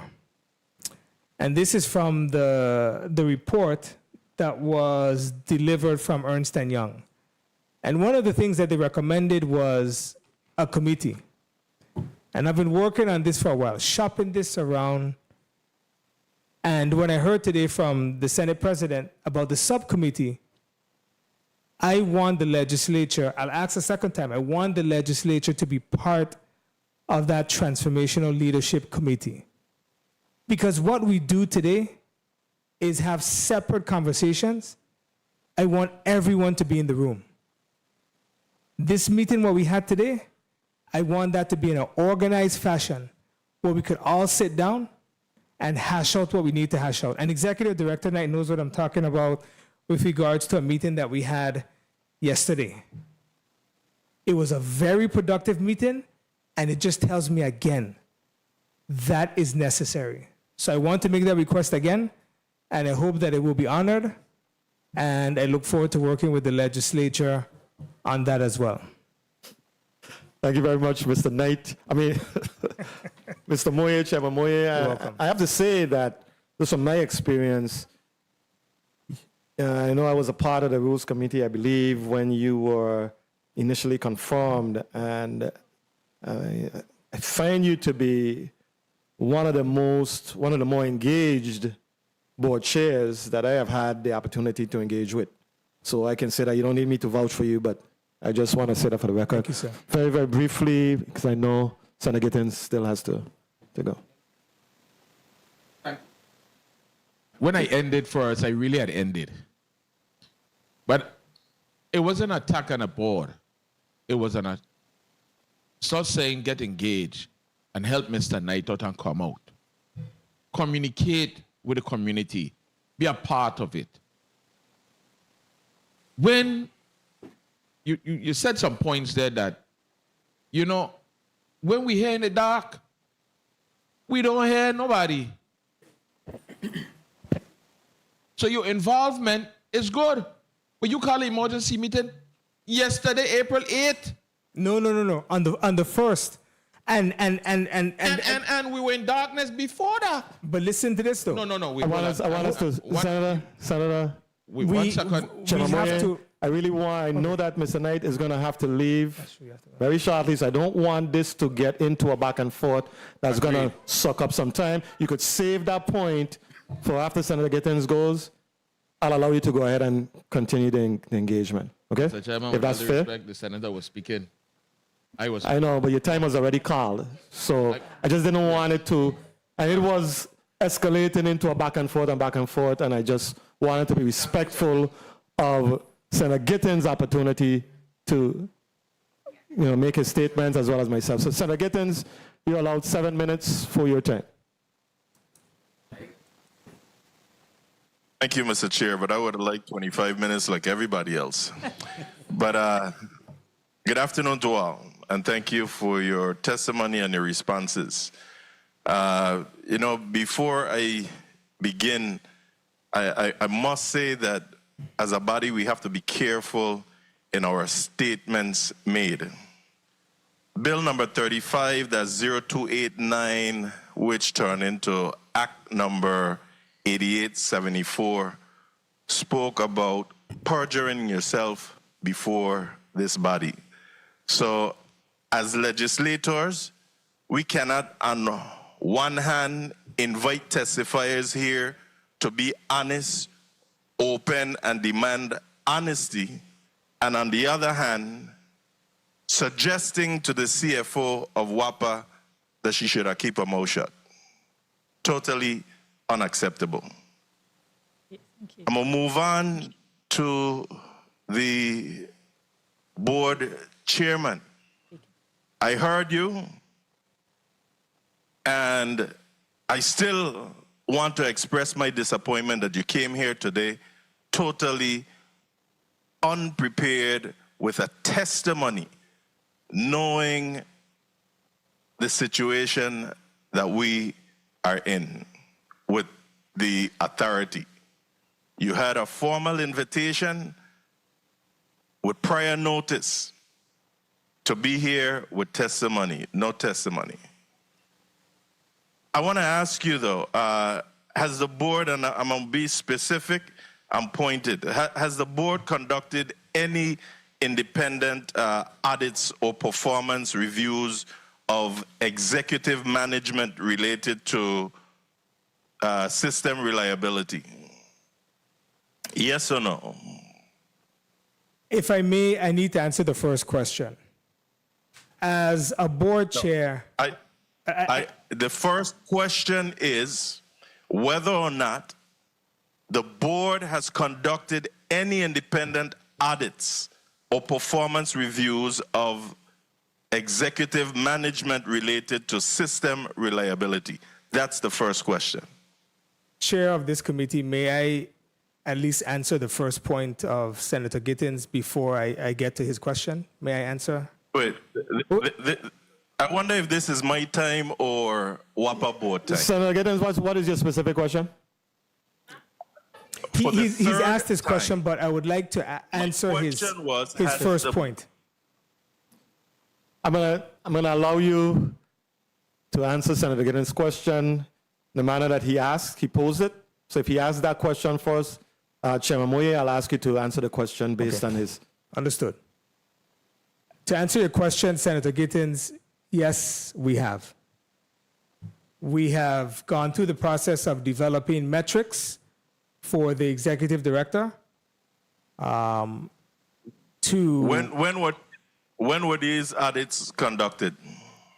Not audits, Senator. These were metrics to assess the performance of the executive director as per our contractual agreement with the executive director.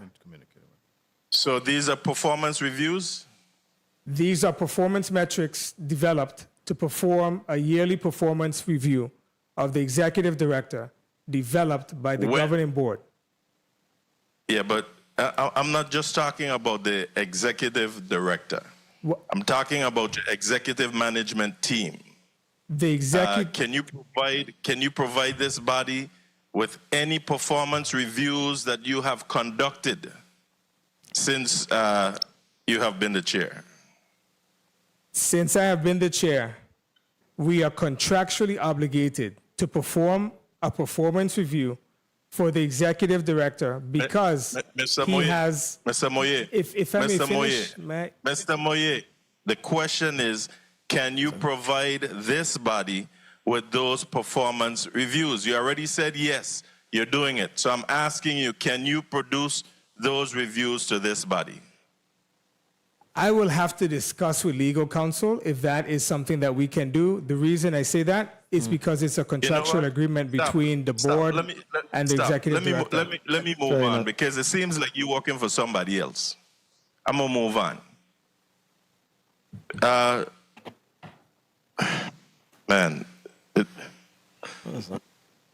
CEO, you outlined, and this is where I wanted to go to the board because in today's testimony, you spoke to 3 plans: your short-term plan, your intermediate plan, and your long-term plan.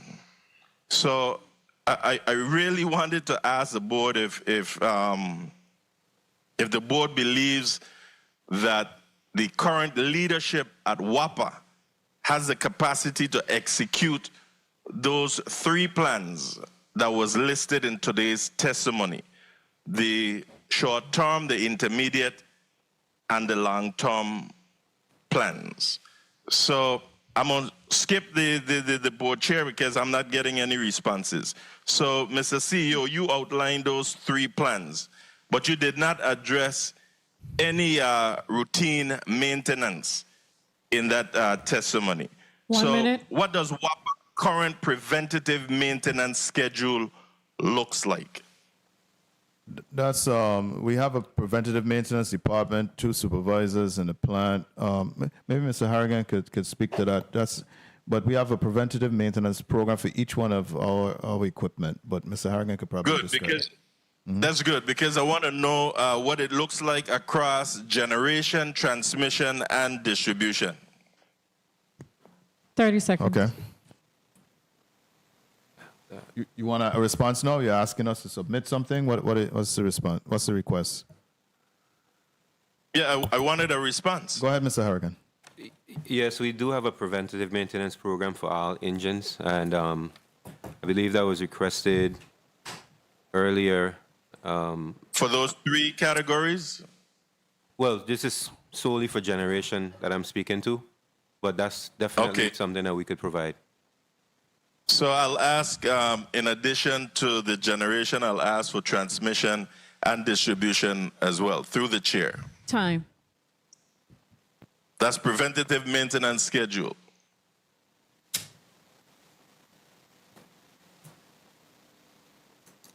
Am I clear?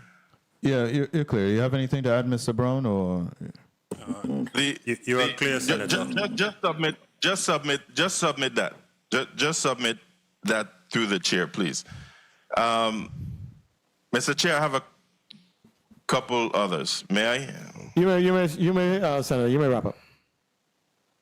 The Wärtsilä generators are relatively new. Why were these units not maintained in a way that prevented failure?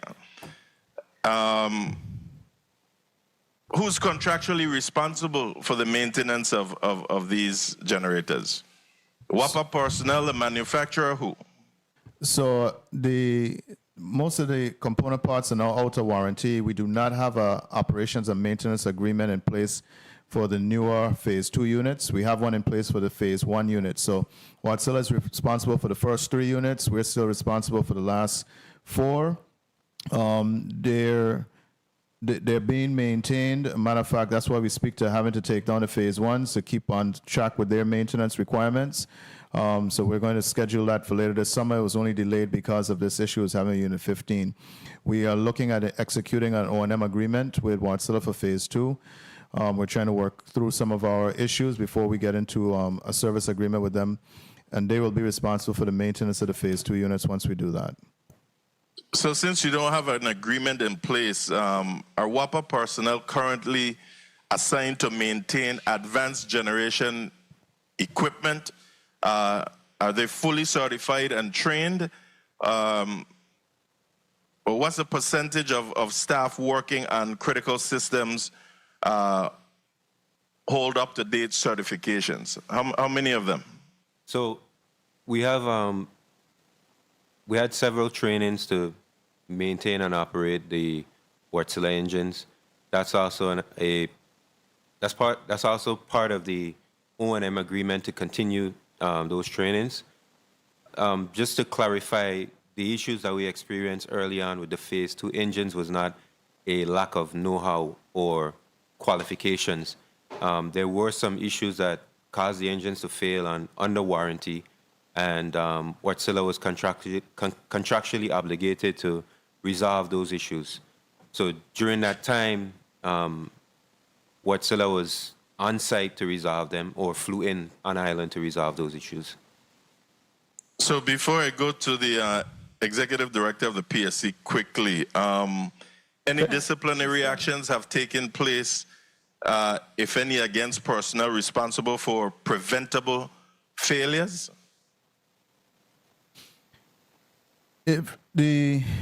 Certainly, if there's incidents where someone is at fault, or accidents do happen, but there's disciplinary action. So if you violate lockout, tagout, or do something, there is disciplinary action. But none of the issues we've discussed today or that have affected us recently have fallen into that category. These are not operator error. Okay. There's an accountability culture that needs to be addressed at the authority. So I'm hopeful that this will take place. Now, to the PSC. The Public Service Commission is not here, Senator. The Public Service Commission is not here. Oh, okay. Yes. All right. So I will rest at this time. Thank you, Mr. Chair. Thank you very much, Senator Gittins. Mr. Knight, you have how many more minutes do you have? I'll stay as long as you need me to stay. Okay, awesome. Awesome. He's available for as long as we need him to stay. I wanted to ask you, Mr. Knight, you, in your testimony, you lean heavily on Unit 15 being old and obsolete when you talk about the causes for where we are. Unit 15 was commissioned in 1980 and is well past its useful life. Right. We know that. When did WAPA first know that this unit needed replacement, and why was it still carrying system load in 2026? We have known, so a decision was made in the aftermath of the hurricane to retire the unit. I think what needs to be said here is FEMA responded very quickly after the storm. We had great emergency response. There was decisions, sorry about that. There's, however, this recovery process where they went about trying to cost out what it would cost and what they would allow us to do, and that process really played out for several years to get to a point where I think Ms. Williams-Octolin said it was last February that we got permission to proceed with the replacement of the unit. So WAPA has known that the unit needs to be replaced, but we need to be able, the one thing that wasn't said by the PSC is you have, even if I know this is foreseeable, I still need to have resources to do something about it. So I can't, yes, I know a unit needs to be replaced, but I need money to buy the replacement. The FEMA Prudent Replacement Program provided the opportunity to replace the unit. That's the program that we're looking towards as being the vehicle to get Unit 15 ultimately retired. But yeah, WAPA has been looking at this clearly before the hurricane because it was an immediate decision after the hurricane to apply to FEMA to have it replaced. And Unit 14 was also retired, and that's been retired for some years now. So it's just a matter of can we get new generation to supplant it. Right. So you really made a decision. It was a conscious decision. Yes. To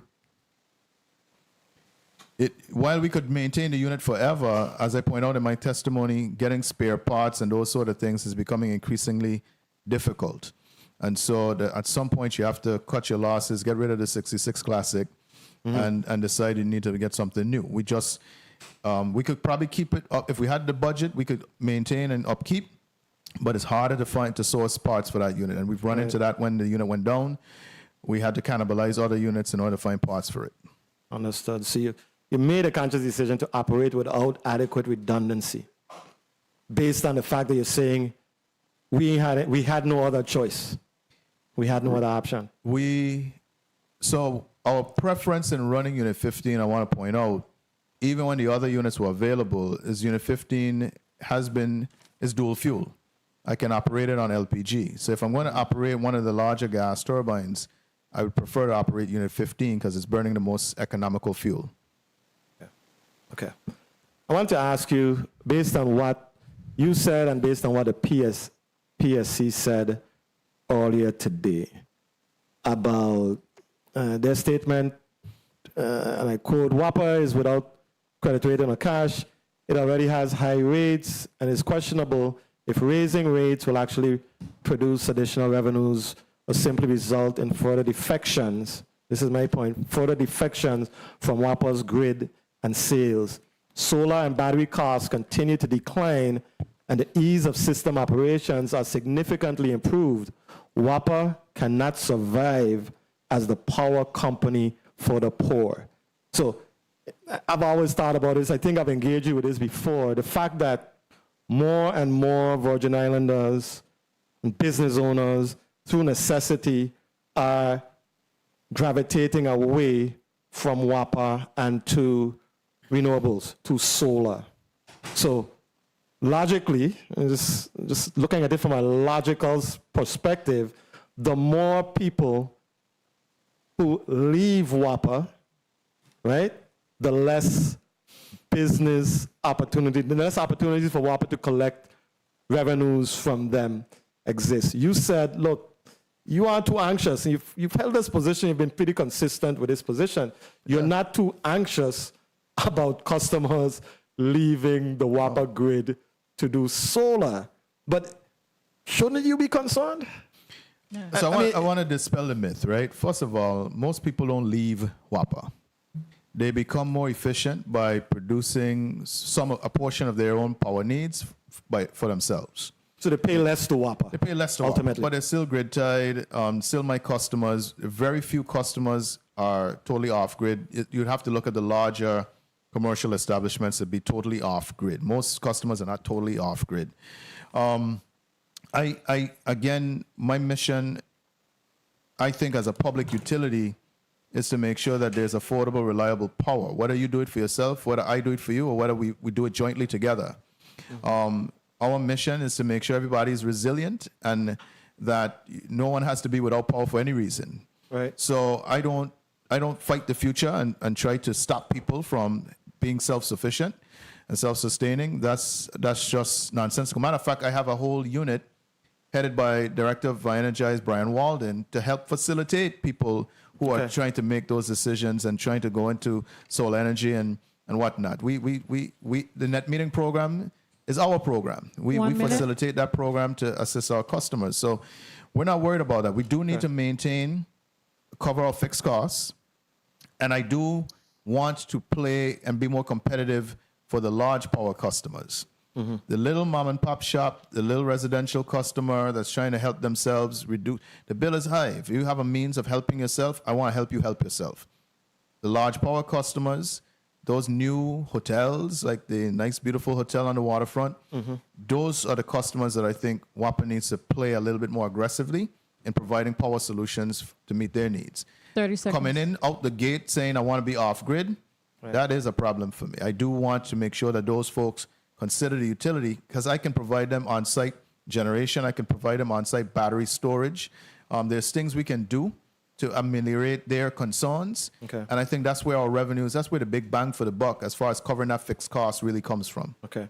So your business model, see, you've communicated to me that I guess you're making an adjustment to the WAPA business model to accommodate for the reality of the day, being that people are going solar in larger and larger numbers, and the impact. I know you don't have anything against people becoming more efficient and all of that, but as a utility, I would say you would be concerned, you would have some concern if it had an impact on, this person was paying $500 every month on average to WAPA, and now because in the daytime they're using their panels to run their operations, so at the end of the month, their bill was cut in half. So that's less money going to WAPA.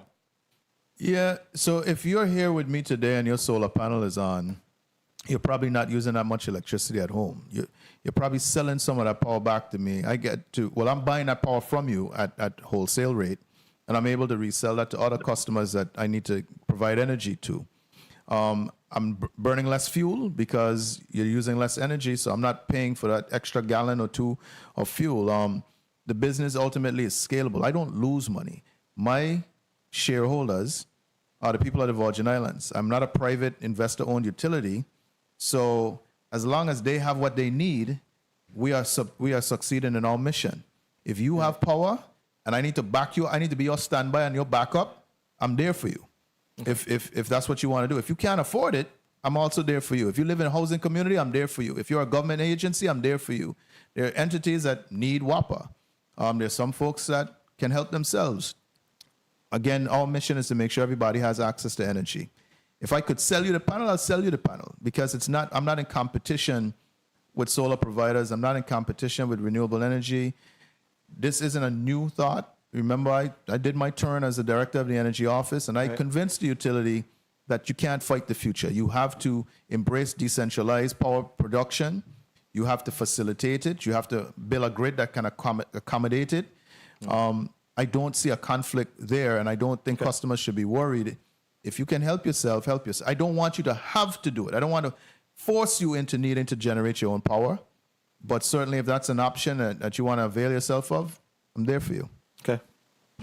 Thank you for your response. Finally, the comprehensive plan that the Public Services Commission mentioned that WAPA needed to have. I know we've spoken about this before. Something I know WAPA has had on their website, a transformational plan, and you know, it's a general broad sort of thing, but it doesn't really have a heavy, specific, detailed plan that outlives Carl Knight, or, you know, because you leave, somebody else comes on board and they just start from scratch. How much of a priority is developing something like that to the Water and Power Authority, particularly since you're out in fires? You're dealing with keeping the lights on every day and keeping consistent power to folks. Is there a person, an entity, a team that is, who wakes up every day focusing on this? Or is it something that is kind of forced to be placed on the side as a secondary priority because you're dealing with just survival of WAPA? That's what I am feeling. That's what I am I'm sensing. No. We are always positioning ourselves for what comes next. We fight the battles. I have with me the gentleman that deal with the day-to-day issues so that at my level I could project one step down the road, right? So I'm not bogged down with just out in fires. My job is to always have a vision for what comes next. But to answer your question, what the PSC is alluding to is an integrated resource plan. Yeah. The most recent one that was done did inform the decisions to go with the Wardsillers. Basically, I don't think it said Wardsillers, but it talked about reciprocating engines and those being a more efficient, smaller units. All of those decisions were informed by the last plans. Vernon Alexander in the back knows that we've had discussions about kicking off a procurement so we can bring in. We've actually had some unsolicited offers to do integrated resource planning for us because the landscape is changing so quickly. We have to adjust for this new prudent replacement generators that are coming in, all the solar that we're putting in. We need to adjust for now the emergency generation that we're doing. So we are at a point where even though the cart has left the barn, the horse has left the barn, we still need to kind of catch up and pull this all in the context of how all of these things interplay. What we're doing with solar, what we're potentially doing with wind energy, what we're doing with new generation, and how that actually affects the grid and grid stability. So that is a necessary effort. It needs to start this year. It's a protracted process that could take a few months, but it is something that is necessary. So I don't disagree with the PSC at all. We might see that before the end of the year? Yes, because I actually think it's, so I believe that we should fund it from our prudent replacement funds because I think it's a eligible expense based on the fact that I'm adding generation. I need to add generation in the context of a planning framework. Okay. And so while we're rushing to add the generation, I think before we get to those permanent generators, that they need to be incorporated into a plan. So after I'm gone, there's a document that says this is what existed, this is why it exists, and this is what WAPA should do next. Okay. Finally, I just want to end by really say thank you to you and to Water and Power Authority. Just this past Good Friday, I live in the Tutu Valley area, and there was, I got a call. You need to come down here fast because there's a WAPA pole that is leaning over in the street because a truck was heading, I guess, in a westerly direction and slammed into the pole, and the pole was practically on the ground. And at least 20 homes in the area were affected by it. They were knocked out. And they were like, I know we will not have power for another 3 months. That was what the neighbors in the area said to me when I showed up. And they were anxious, they were in distress, because this was on top of the rotation that they were dealing with. So it was a very stressful and overwhelming situation. And by the end of that Good Friday, they had power. So I just want to say thank you. When you do good, you're entitled to compliments. So I want to say thank you to the men and women of the Water and Power Authority. Mr. Brown is hearing you loud and clear. That's his crew that was out Okay, that's there. Mr. and- Brown. Okay. Yes, and Thank you.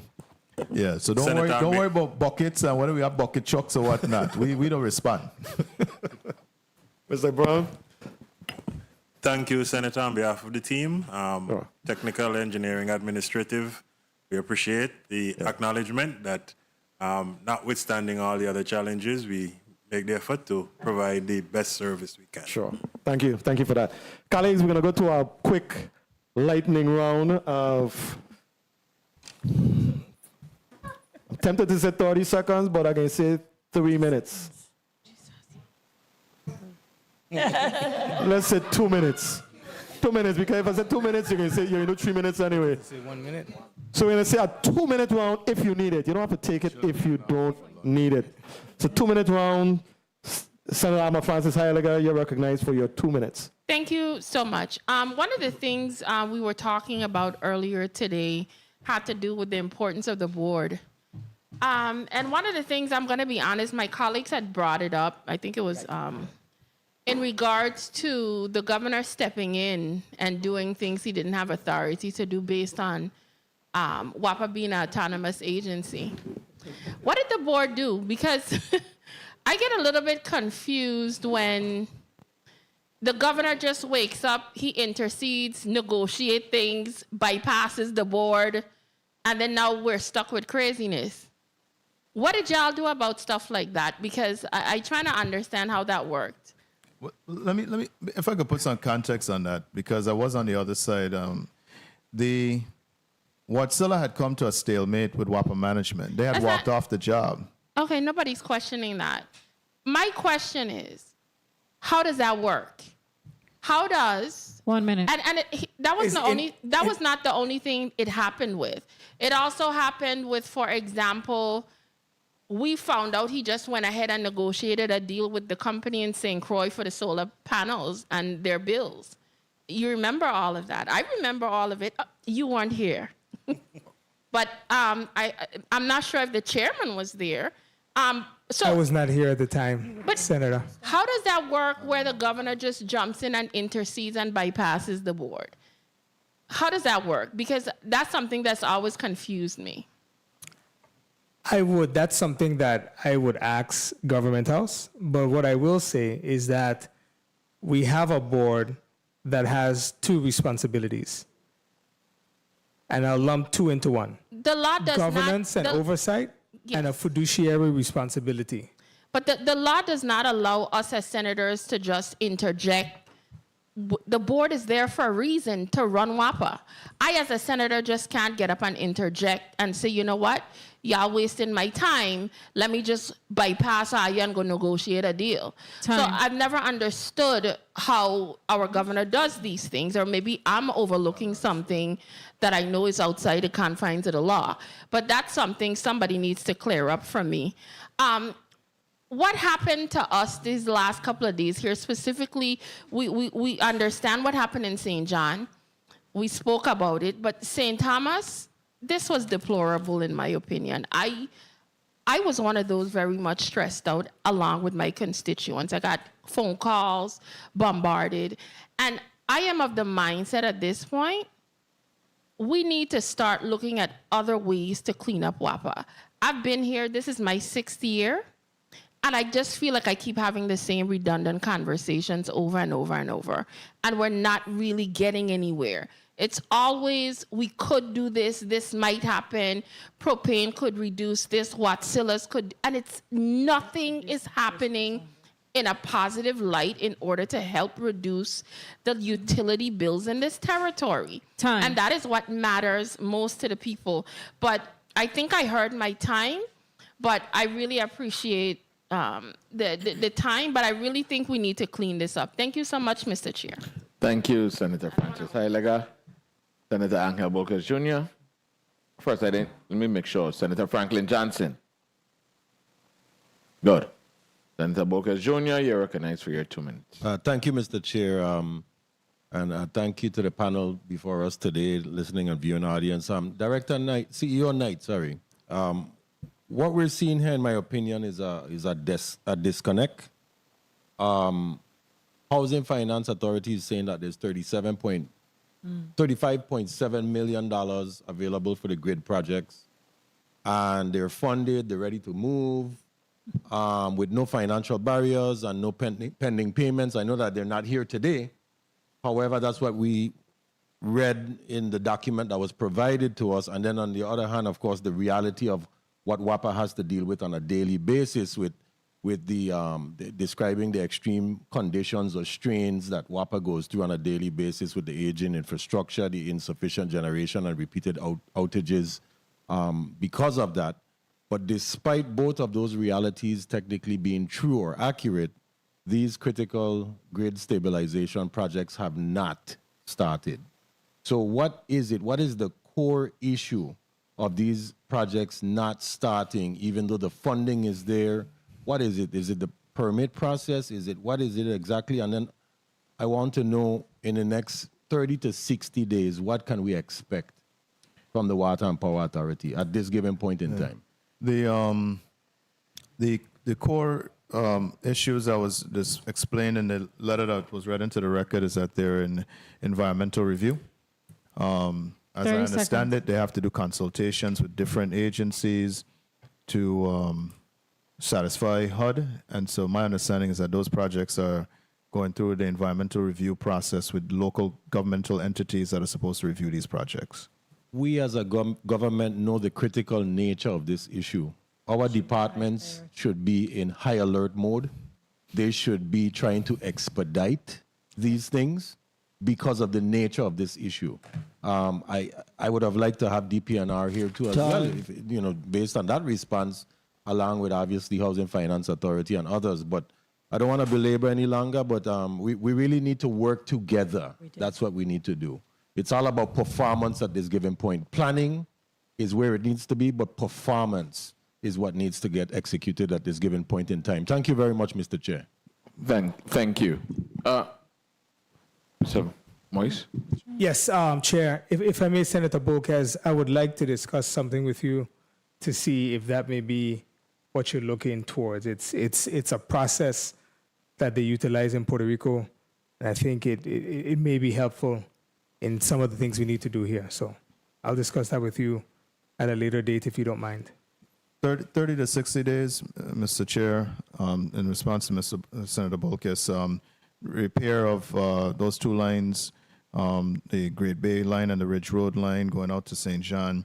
I hope to have made the purchase of the emergency generators that we're talking about. And if they're not here, that they're on their way to getting to us. And I am hoping that I can get a breakthrough on the transformers that we spoke about earlier and have those also procured on their way to us as well, 30 to 60 days. Thank you. Thank you, Senator Bolkes. Thank you, Mr. Knight. Mr. Knight, real quick. I know you had a meeting last week, and I was in the States. I couldn't attend. Where are we with the street lighting, especially in the St. Thomas, St. John district?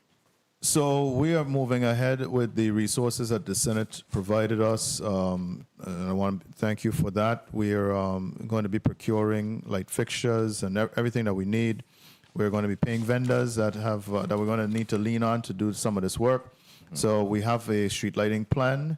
Mr. Brown has developed a street lighting plan. Essentially, it's focusing on our Rappoon Hill to UVI corridor that you had previously discussed with us.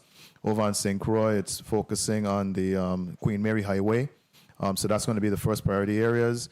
And we've talked to our line superintendents about how we can do some of that work, maybe even utilizing some of our young apprentices. So we are getting ready to ramp that up. We have some requests that we're going to be placing to the Finance Division to start, the Department of Finance to start drawing down on those resources so we can do the things that we need to do. Thank you. If I might just add to Mr. Brown, if the team could just take a look at, especially from the University of the Virgin Islands, maybe from Black Point Hill, heading towards, as far as I want to say community motors, there's some trees that are really overgrowing. Not that the lights are not working, but the lights are on. But because the trees are so overgrown, they cannot illuminate the road. So you may want to look into that and maybe, upgrade them to the LED and so forth. Senator Carla? Joseph, you're recognized for your 2 minutes. Thank you so much, Mr. Chair. I want to follow up on the chairman's question regarding the street lights because I voted for that. What's your time frame to get all of this planned, fully executed, and completed? What is your time frame? Mr. Brown? Good afternoon, Senator. So the plan as it is for one financial year, and the priority areas, as the Executive Director mentioned, highways and high security risk areas. 12 months. 12 months. Okay, so you have your time frame, so we'll be monitoring them and the like. No, as far as street that. line is dynamic. So don't tell me that the light went out and over here. And so 12 months to do the priority areas. But of course, as lights go out, we will try to adjust those as I well. just wanted to see when you're going to commence and when it's going to be completed. Because if you don't have a start date, you can't have a finish date. You got to start. So you're saying 12 months start or 12-month finish? 12 months to finish. 12 months to finish. Okay, good. Now, I wanted to ask you, Mr. Knight, relative to Unit 15 being online now. Offline. 27, sorry. Yes, 27. Sorry. And knowing that 15 actually was using LPG. Yes. Is 27 also using LPG or this is diesel? No, it's a diesel-only unit. It was supposed to be at one point 30 converted to be seconds. able to use LPG, was it not? I'm not certain. I know Unit 23 was. I'm not certain about Unit 27. Mr. Harrigan? Yeah, we evaluated converting Unit 27 to LPG. I believe this was before Mr. Knight's time. Okay, I remember something like that. So it was not done. No, it was not. Okay. So now we are going to have an increasing cost to run this unit. Time. Opposed to, I'm sorry, Mr. Chairman, opposed to you running LPG because diesel is more expensive than LPG. What is the differential in the cost? It's still about 30%. Difference, LPG is about 25 to 30% less than diesel on a BTU basis. But I also want to point out, those aeroderivative units are very finicky. I think what we have had success with is on the heavy-duty gas turbines, like Unit 23. But those aeroderivatives, the conversion isn't necessarily straightforward. I know this was predated your time here, Mr. Knight, but I know Mr. Harrigan and those who've been working deep in the trenches consistently would have known that was a plan, and I just wanted to understand if that's still a plan or that plan has been scrapped entirely. Well, initially, during the conversion, from what I recall, there were some challenges, some related to safety and some related to the operation of the gas turbine and LPG. And once that relationship between the contractor dissolved, that project stalled under that contractor. Okay. Since then, that's something that we've discussed internally to reduce the cost, the fuel costs. However, due to that unit being included in our current dispatch, we haven't prioritized that. Okay, understood. And that's because you need to use that to help carry the load of the electricity, so you don't have the time to do the conversion. Simply put. Thank you so much, Mr. Chairman, for the time. Thank you very much, Senator Carl Joseph. Senator Marvin A. Blyden, you're recognized for your 2 minutes.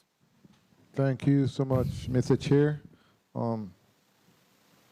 Director Knight, I know that last senator spoke again about the generators for St. John and the transformers, and he said 30 to 60 days. I'll tell him. Correct? Can you?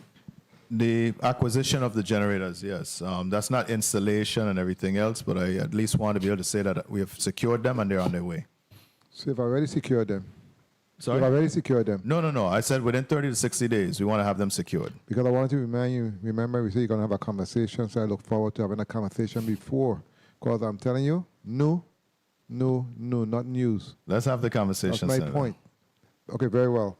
Also, in respect to Unit 27, I want to honestly thank the crew, WAPA crew, for actually putting that online because, I mean, it's going to cost a little more, but it's the price that we have paid in the St. Thomas St. John district in terms of not having any power is worth way more than a couple more dollars in terms of cost. So I want to say thank you to the workers and to the team for actually bringing a generator online.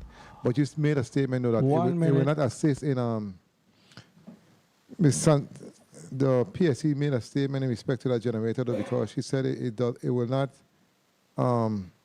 provide backup or spare generation for service or maintenance. Is that accurate? I think what she was alluding to is that we still are on the margins as far as capacity. Until we get 15 or 23, one of the other units, we're still not running with the necessary spare capacity we like to have. We like to be able to run the whole. We want to be able to carry the whole load for the district with the largest 2 generators offline, and so that's probably what she's alluding to. And what's the timeline for those 2 large generators offline? What's a tentative timeline? So 23, Mr. Harrigan said earlier, it's about a year. Yeah, it's at minimum 52 weeks out. And 15, he was much more optimistic with 15, but I'm not as optimistic as he is. But at this time, we haven't really finished that evaluation yet to determine the root cause of failure. However, we're hoping to have the unit back online. At this time, I don't have a specific timeline. Very well. Thank you for your responses. Mr. Chair, thank you so much for the time. Thank you very much, Senator Blyden. Senator Lewis, you're recognized for your 2 minutes. Thank you, Mr. Chairman. Thank you for the 4 minutes. Mr. Harrigan. Yes, sir. I don't ask you on this question because I know his answer. So let me ask you this. Seem like a God-fearing kind of guy.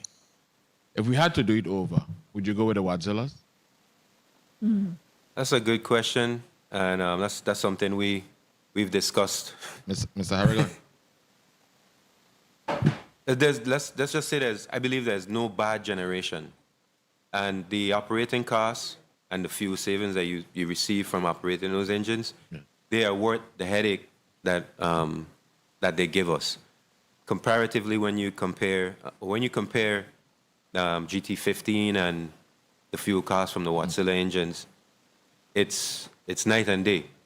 So in essence, what we should have is when the most efficient mode of operation is compromised, we should be able to dispatch backup generation until we get the units back online. 1 minute. Why don't you ask me the question? Mr. Knight, don't get rid of that. Don't get rid of ask me that. the question. Let me Mr. Knight, answer. don't get rid of that guy.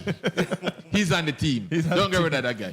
But let's go to something else. But I could answer that real quickly, right? The phase 1 units really work well. You find them all throughout the Caribbean.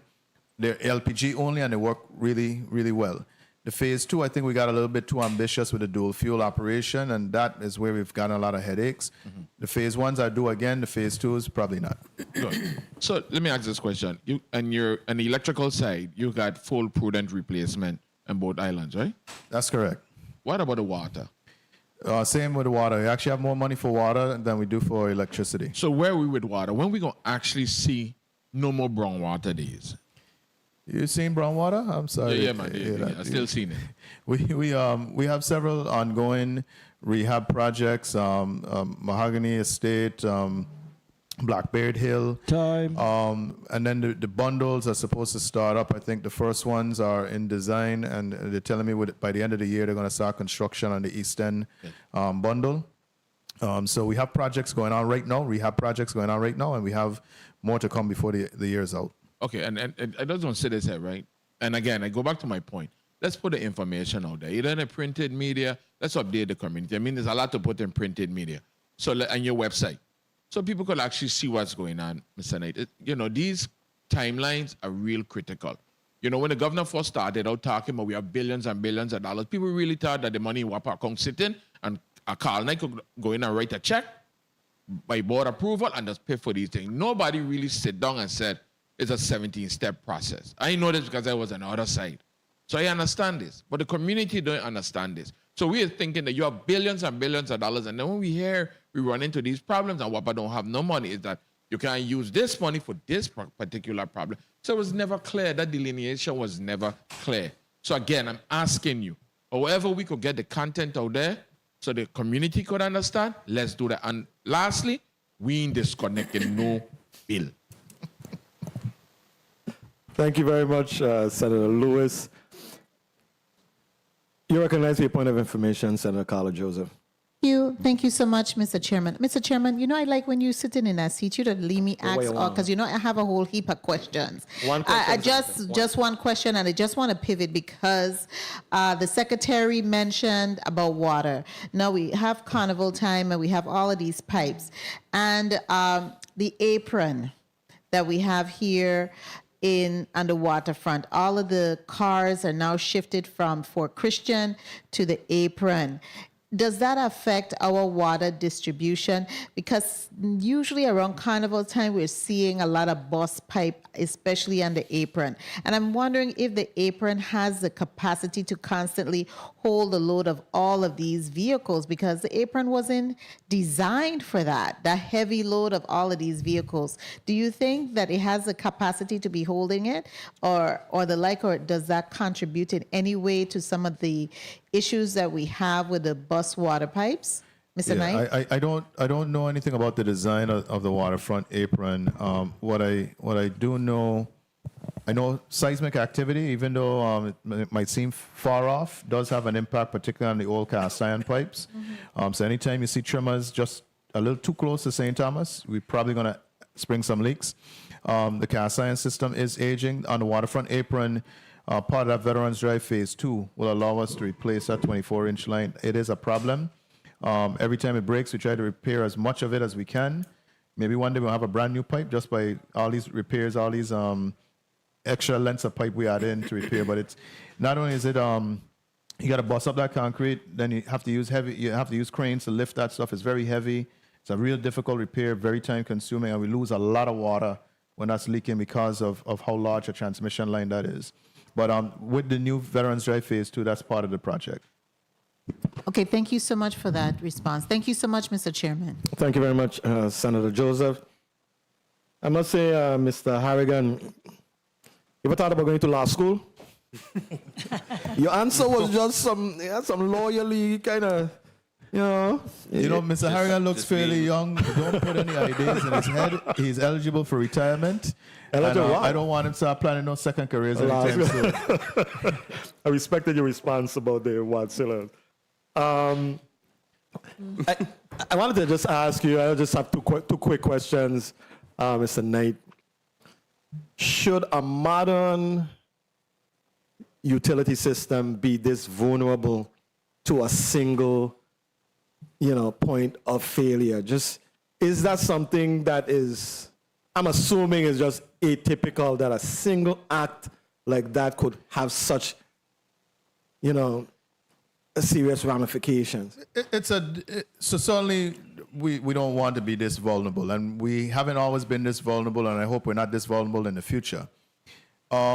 If we had been a stateside utility, you would not know that Unit 15 had tripped, because we would have either, if you can't sell me the power, I'm going to the next power generation plant down the road. It wouldn't be a self-contained system. You would buy power off the grid, and if your unit is down, I'm going to buy from the guy who has a unit that's up. In most cases, power generation facilities have multiple units. One goes down, they keep on trucking. So we have a unique situation here where we are vertically integrated. We produce our own power, and we're not tied to a grid. If a unit goes down, That's it. Mr. Harrigan starts to fix it immediately, because there's no help, there's no extension cord, there's no lifeline. Either he gets that unit up and running, or he has to do without it. When enough of those units go down, you have what happened over the last two and a half weeks. So it's on us to try and turn these units around as quickly as we can. We've been very fortunate during my tenure, and that luck ran out 3 weeks ago. Okay. My final question. You admit over and over, I think you said that several times today, that you lose money on fuel. Yes. Right? You say the WAPA loses money on every barrel of oil. How long has this been the case? It's been several years now. The last time we were recovering, so the rates are set by the PSC to recover, is it 33 cents a gallon? About 33 cents a gallon. The most recent contract I signed was 48.5 cents a gallon. those rates have been in place since the initial VTOL project, which is now like 15 years old. So it's been at least a decade that we've been under recovering. Okay. Ever since VTOL pulled out, you remember the mothership used to be there, filled up with fuel. Their pricing started to rise, but the LEAC did not rise with that pricing. So I would say at least 8 years, because that was the last change in the LEAC rate. So it's been at least 8 years. Okay. So knowing that, I mean, isn't it, why has the business model not shifted just based on that? So the business model has to shift, right? So the decision that I've made, the conversations I had with the board when I was interviewing with the board was we have to find a way to reduce our operating expense to fit the rate. So if we agree that the rates are about as high as Virgin Islanders should be asked to pay, and I'll say this at the risk of creating headlines tomorrow, these are not the highest rates that we've paid in recent history. There's probably a penny or two there that won't kill us all. But if we agree that the rates are pretty much at the top end of what we can reasonably expect Virgin Islanders to pay without short-circuiting the economy, then the only thing that can give is we have to find ways to cut expenses, reduce employees. We have to find use more technology, become more productive. We have to cut our contracts, make our contracts more affordable. We have to find ways to cut operating expenses. That's been my mission since I got to WAPA, is to eke out opportunities to cut expenses. So you have a plan, yes, to cut this structural deficit. If raising the rates don't seem to be a viable option, it's not. If you think people are angry with me, no, they would be even more angry if I petition for a rate increase. So absolutely, my mission has been to figure out a way. Now, if it gets to a breaking point, because I am watching the price of fuel, there's a point where we have to be reasonable, and I can't absorb. If I can't cut expenses faster than fuel is rising, something's got to give. I can't bankrupt the company either. So there's a point where if we have to do an emergency petition, it might come to that. But I honestly believe that there are ways to cut expenses. I think we did a great job last year in cutting expenses. There's still some more fat we could cut, and I think we can do it without compromising our service. Okay. And that's the key. Shouldn't that plan be reduced to writing? Shouldn't that be a plan, a brainstorming session of you and the board, your management team, to come up with this holistic plan that you can execute? We do have a plan. We certainly can sit and brainstorm with anyone. Matter of fact, a lot of the elements of that were part of my personal 5-year plan for the authority. Outlines a lot of those items as well. So certainly that's yes, we have that.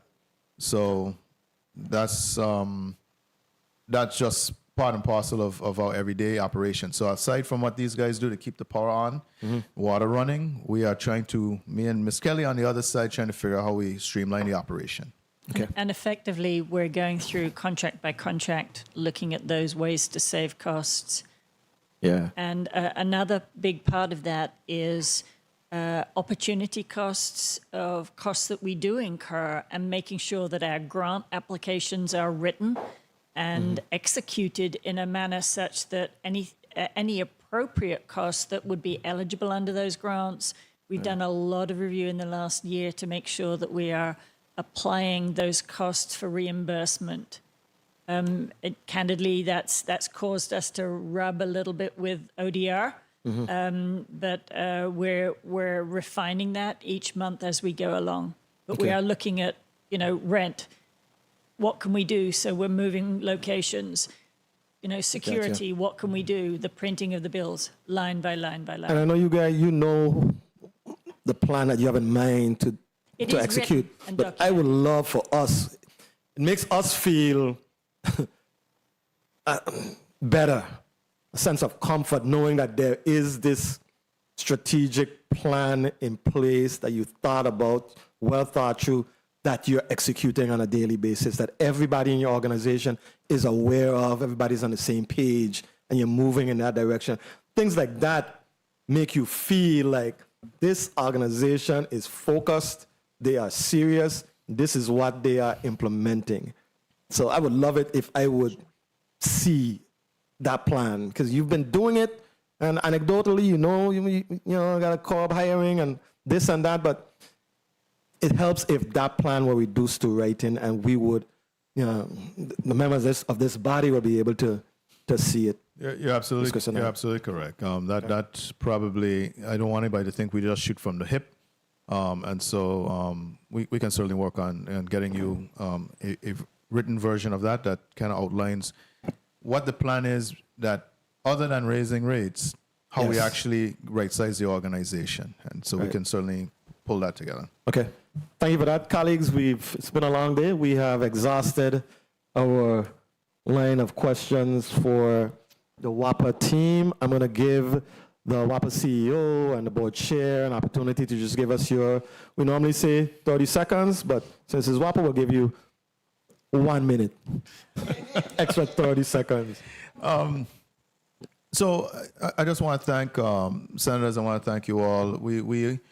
We understood that there was going to be the necessity for some accountability based on the start of 2026 that we're having. And so I'm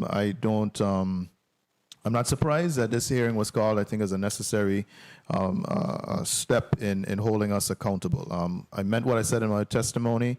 We understand that the buck stops with us. But we also, of course, welcome this help and support. We are a public utility, and we welcome the help and support of other governmental entities, other community entities, support us in being successful in our mission.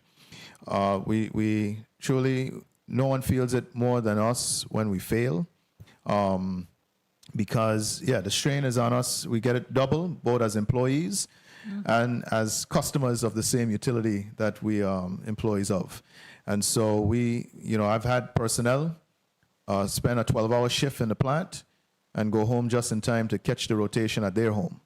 And so they're highly motivated to resolve these problems because they hear it from their spouses, their neighbors, their loved ones, their classmates. They hear it. And so we don't run from the issues, we dive in. Part of what I said earlier is I just need a recognition that the job is difficult because, we are trying to toe the line on rates. We are trying to not take the easy way out. Everybody that comes in and does an examination of our situation says, well, why don't you raise the rates? We know what that does to our people. We know why that's not a palatable solution. We know that our economy just isn't in a place to be able to handle that. Everything else has gone up. We don't want to add to that additional burden. But it does mean that the path is very tricky. We will probably slip off the path every now and again like we just did. But I see a very positive future ahead. I outlined what that looks like quickly, not so quickly, and ultimately down the road. But there is a path ahead, and I think we're making good, steady progress there. This was a setback. I just try to take 2 steps forward for every step that we take back. Thank you for your time, and thank you for the very poignant questions. Thank you very much. Mr. Knight, Chairman Moyer. Yes. One of the greatest challenges that we have at the authority is that we don't have a power market, as the executive director mentioned earlier. We can't buy from anyone else. We can't even take power from St. Croix or vice versa. If we did, we would have had this problem. Guaranteed. I will tell you today, as a former power systems engineer, we wouldn't have this problem. But it gives us the unique opportunity amongst our neighbors here in the Caribbean that we have an influx of capital that we've never seen before. Nobody else has that. They have to go to development banks at a very high expense to be able to do that. And we don't have that. We can go to our federal partners, and they have supported us in this process. Time. If I may finish. You may. Our challenge is, how do we hold ourselves accountable? Because I'm really big on that. The authority, I don't say the authority when I speak. If anyone listens to me, they always hear that I say we. I never say the authority. I don't separate myself from the authority because I'm on the board. And I hold myself accountable to that. what we must do going forward, because Senator Heiliger said it very well, actually. She's been here 6 years and hearing these conversations again and again. What I believe we understand we need to do is come together in the same room to solve these problems together. If we can do that, no matter the differences that we have from one side to another or anywhere in between, we can seriously get this work done on time, on budget, and most importantly, on schedule. Because we only have so much time, but a schedule is a little bit different than time. And so I want to make sure that as board chair, that I not only hold management accountable, but we also hold our stakeholders accountable as well. So I think that's very important. I appreciate yourself and your colleagues bringing us here today. And we feel the pain of the Virgin Islands community. And I can tell you that we are working nonstop. So thank you.